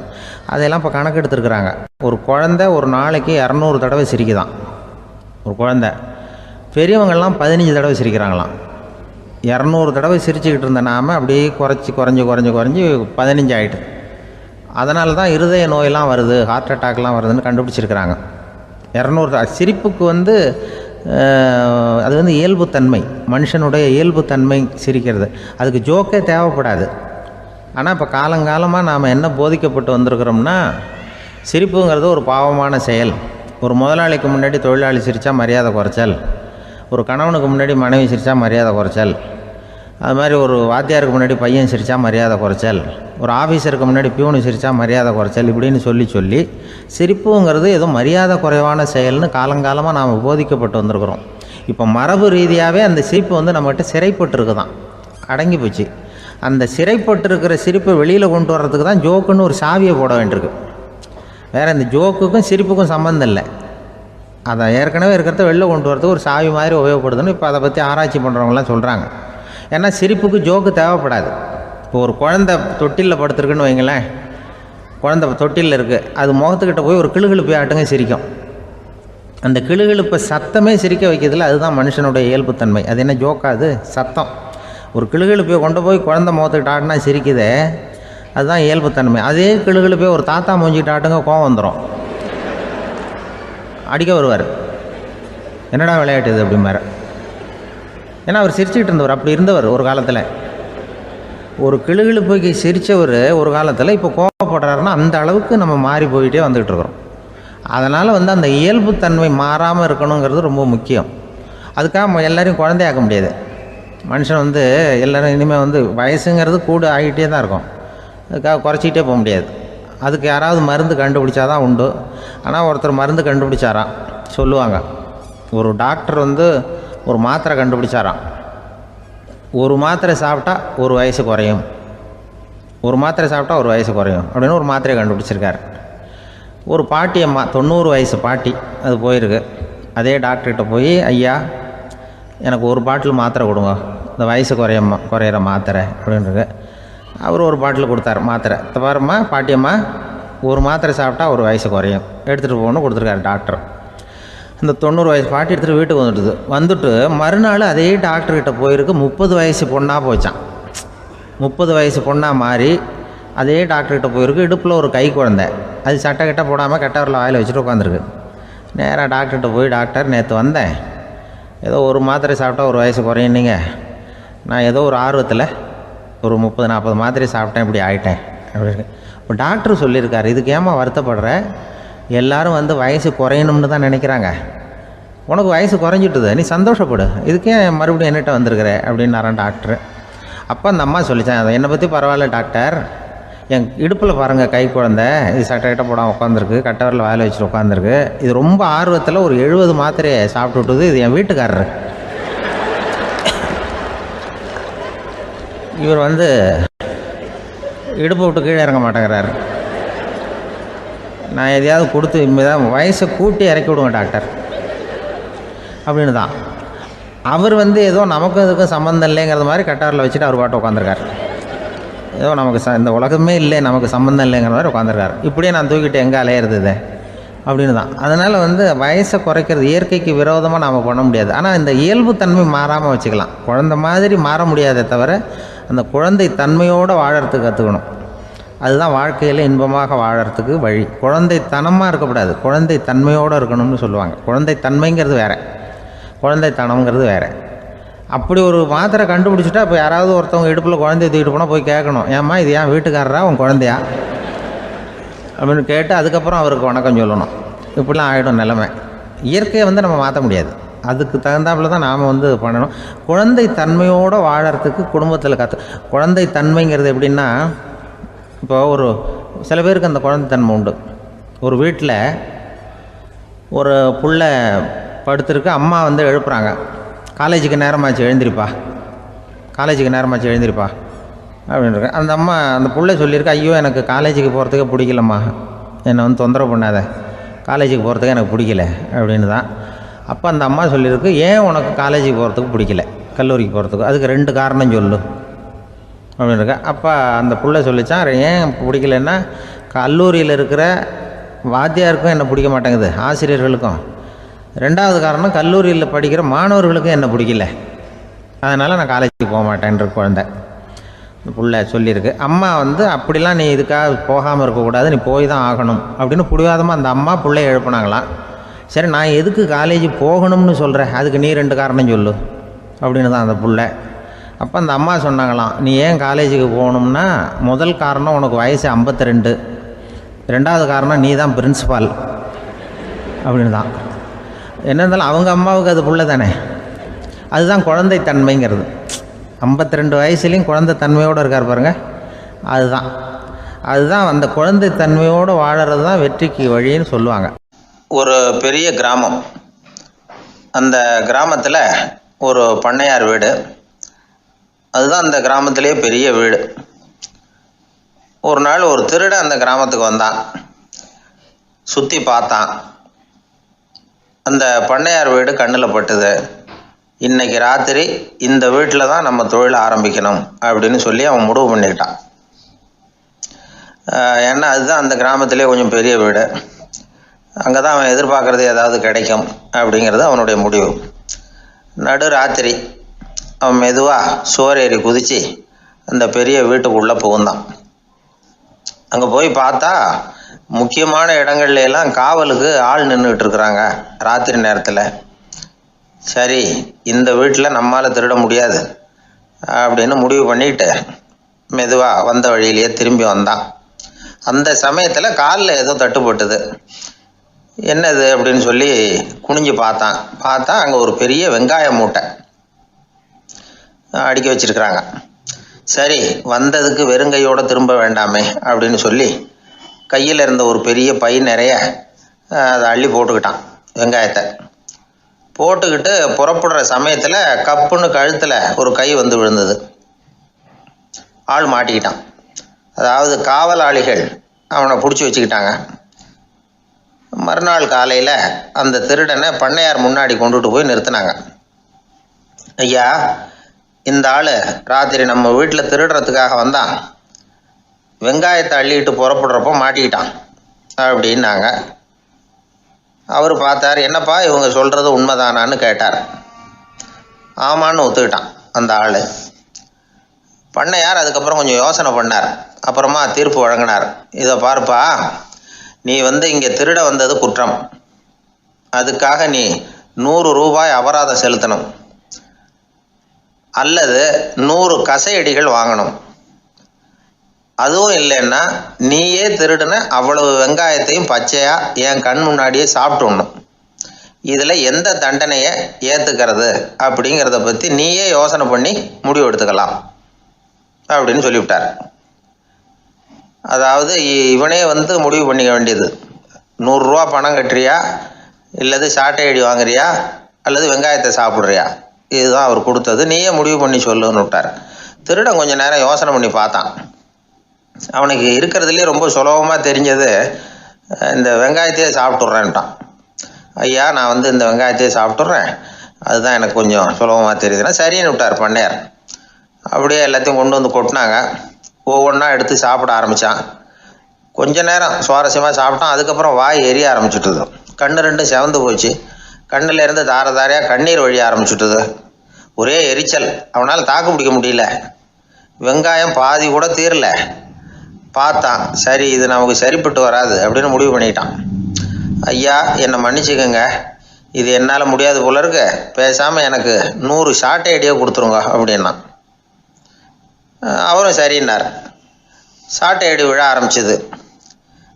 அதுவும் ஆரம்பத்தில் ஒரு மாதிரியாக இருந்தது. ஒரு 60 அடிகள் விழுற வரைக்கும் தாங்கினான். அதுக்கு மேலே அவனால் முடியல, தாக்கு பிடிக்க முடியல. ஐயா, என்னை மன்னிச்சுக்கோங்க அப்படின்னு மறுபடியும் பண்ணையார் காலில் விழுந்தான். ஐயா, இதுவும் எனக்கு சரிப்பட்டு வராது போல இருக்கு, பேசாமல் 100 ரூபா அபராதமே கட்டிவிடுறேன் அப்படின்னா. அதே மாதிரி பணத்தை எடுத்து கொடுத்துட்டு அவன் பாட்டுக்கு போனான். இப்படி ஒரு கதை உண்டு. இந்த கதையை உலக புகழ்பெற்ற மனோதத்துவ மேதை எம் ஸ்காட் பெக் ஒரு உதாரணமாக எடுத்து சொல்கிறார். எதுக்காக அவர் எடுத்து சொல்கிறாருன்னா, இந்த முடிவெடுக்கும் திறன் அப்படிங்கிறத விளக்கறதுக்காக. வாழ்க்கையில் முடிவெடுக்கிற திறன் நம்ம ஒவ்வொருத்தருக்கும் ரொம்ப அவசியம். எந்த சந்தர்ப்பத்தில் எப்படி முடிவெடுக்கிறோம் அப்படிங்கிறத வச்சு தான் நம்ம வாழ்க்கை அமையும். எவ்வளவு தான் பணம் இருந்தாலும் சரி, எவ்வளவு தான் படிச்சிருந்தாலும் சரி, இந்த முடிவெடுக்கிற திறன் சரியா இல்லைன்னா வாழ்க்கையில் பல சறுக்கல்களை சந்திக்க வேண்டியிருக்கும். நாம் முடிவுகள் எடுத்தால் அந்த முடிவுகளால் ஏற்படக்கூடிய விளைவுகளுக்கு நாம் பொறுப்பு ஏற்க வேண்டி இருக்குமே அப்படிங்கிற பயத்தினால முடிவெடுக்கிற அதிகாரத்தை பல சமயங்களில் நாம் மற்றவங்களுக்கு தாரவாத்து கொடுத்துட்றோம். நாமே முடிவெடுக்கக்கூடிய திறமையை வளர்த்துக்கிறது தான் ரொம்ப முக்கியம். ஒருத்தர் சொன்னார், சார், சின்ன சின்ன பிரச்சனைகள்ல எல்லாம் எங்கள் வீட்டில் என் மனைவி முடிவு எடுக்க விட்டுருவேன், பெரிய பிரச்சனைகள்ல எல்லாம் நான் தான் முடிவெடுப்பேன் அப்படின்னார். பரவாயில்லையே அப்படின்னு சொல்லி, சின்ன சின்ன பிரச்சனைகள்னா எதுங்க அப்படின்னு கேட்டேன். ஒன்றும் இல்லை, இந்த வீட்டு வருமானத்தை பெருக்கிறது எப்படி, வீட்டு செலவை சரி கட்டுறது எப்படி, வீட்டு செலவுக்கு வாங்கியிருக்கிற கடனை அடைக்கிறது எப்படி, இதெல்லாம் சின்ன சின்ன பிரச்சனைகள், என் மனைவிகிட்ட முடிவெடுக்கிற விஷயத்தை விட்டுருவேன்னார். பெரிய பிரச்சனை தான் நான் எடுத்துக்குவேன்னார். அப்படின்னா பெரிய பிரச்சனைன்னா எது சார் அப்படின்னு கேட்டேன். அது என்னென்னா, இந்த உலக பொருளாதாரத்தை மேம்படுத்துறது எப்படி, 21ஆம் நூற்றாண்டில் என்னென்ன சவால்களை சந்திக்க வேண்டியிருக்கும் உலகம், இதெல்லாம் நான் பார்த்துக்குவேன் அப்படின்னார். பாருங்கள், இது பிரச்சனைகள்லேருந்து தப்பிக்கிற வழி. அதனால் வாழ்க்கையில் பிரச்சனைகளை சந்திக்கிறதுக்கு தயங்கக்கூடாது. அதே மாதிரி சரியான நேரத்தில் சரியான முடிவு எடுக்கிறதுக்கு நாம் கற்றுக்கணும். அது ரொம்ப முக்கியம். ஒரு ரயில் போய்கிட்டு இருக்கு. அதில் ஒரு பெரியவர் பிரயாணம் பண்ணிகிட்டு இருக்கிறார். எதிரில் ஒரு பெரிய அதிகாரி, ஐஏஎஸ் ஆஃபீஸர் உட்காந்துருக்கிறார். 2 பேருக்கும் முன்ன பின்ன அறிமுகம் இல்லை. அவர் வேற யாரோ, இவர் வேற யாரோ. ஒரே ரயிலில் பிரயாணம் பண்ணிகிட்டு இருக்கிறாங்க. அதுவும் எதிர்த்த இருக்கையில். ஏதோ ஒரு நகரத்தில் வண்டி நின்றுது. 2 பேரும் கீழே இறங்கினாங்க. பெரியவர் ஒரு ட்ரங்க் பெட்டியோட கீழே இறங்கினார். அந்த அதிகாரி கையில் ஒரு சின்ன பெட்டி. அவர் அந்த சின்ன பெட்டியை கீழே வச்சுட்டு கூலி கூலின்னு கத்திக்கிட்டு இருந்தார். இந்த பெரியவர் பார்த்தார். ஐயா, இந்த பெட்டி மட்டும்தானா, இல்லை இன்னும் ஏதாவது இருக்குதா அப்படின்னு விசாரித்தார். இப்போ அதிகாரி சொன்னார், இல்லைங்க, இது மட்டும்தான் அப்படின்னு சொன்னார். இதுக்கு என்னத்துக்காக கூலி ஆள், நானே எடுத்துக்கிட்டு வரேனே, வாங்க அப்படின்னு சொல்லி அந்த பெட்டியை இந்த பெரியவர் கையில் எடுத்துக்கிட்டார். எடுத்ததும் 2 பேரும் பேசிக்கிட்டே நடந்து வராங்க. இப்போ பெரியவர் சொன்னார், இப்போ உள்ள நாகரிகம் எப்படி இருக்குன்னா, சுமை கால் பணம், சுமக்கூலி முக்கால் பணம் அப்படிங்கிற மாதிரி இருக்குது. பணத்தை வீணாக்கிறதோட இது கௌரவம்னு வேற நினைக்கிறாங்க அப்படின்னார். அவர் சொல்கிறது சரிதான். 10 ரூபாய் மதிப்புள்ள ஒரு சுமையை 30 ரூபா கொடுத்து தூக்கிட்டு போவோம். நாமே அதை தூக்கினா நமக்கு கௌரவ குறைச்சல் அப்படின்னு நினைப்போம். இதுதான் நம்ம நிலைமை. ஆனால் அந்த பெரியவர் என்ன சொன்னார் தெரியுமா?